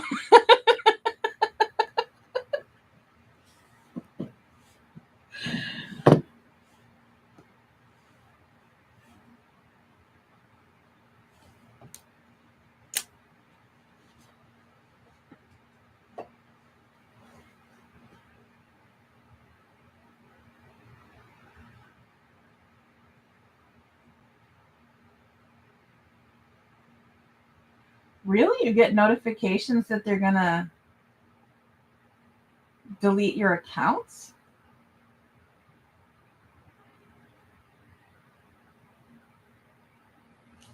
I've never gotten one of those. I have, I want to say 13 accounts, and I have a couple of them for hiding on, but the rest I had set up with the intention of using them as store models. And I changed my tune real quick when I found out that one of my models was 100% botted. And the entire thing from head to toe, the shape, the skin, the hair, the clothing, the shoes, 100% of my avatar had been botted and put on one of those stupid bot sites. And so I shut down all of my model pose stands, and I stopped having live models in the shop. So now I just have 13 avatars just because. So every once in a while, when like Maitreya gives away free heads like they did for Christmas, I'll log on to every single one of them and go and get both the male and female heads just in case. Oh my God, the botting was horrible. I remember the first time I was botted, it was a pair of boots that I made called the Sonata boots. And it was one of my customers who had brought it to my attention. They had, I can't remember if they said they bought a pair or if they grabbed a demo, but they like basically rezzed it and pulled it apart and sent me pictures showing me that all of the pieces came from my boots. I was pissed.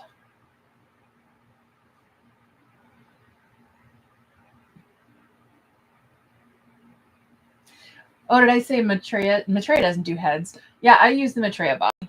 I was talking about the Lelutka heads. That's what it is. I love their heads. And I have a bunch of them. So I've got Maitreya bodies on all of my alts, except 2 of them are males. And so I have, I think, signature on them. Actually, I think one of them might be the Body Shop. But then I've got Lelutka heads on everybody. Hey,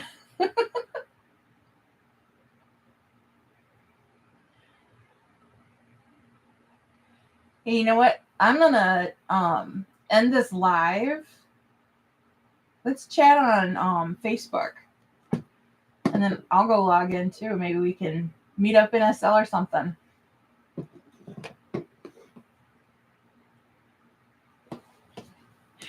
Alrighty.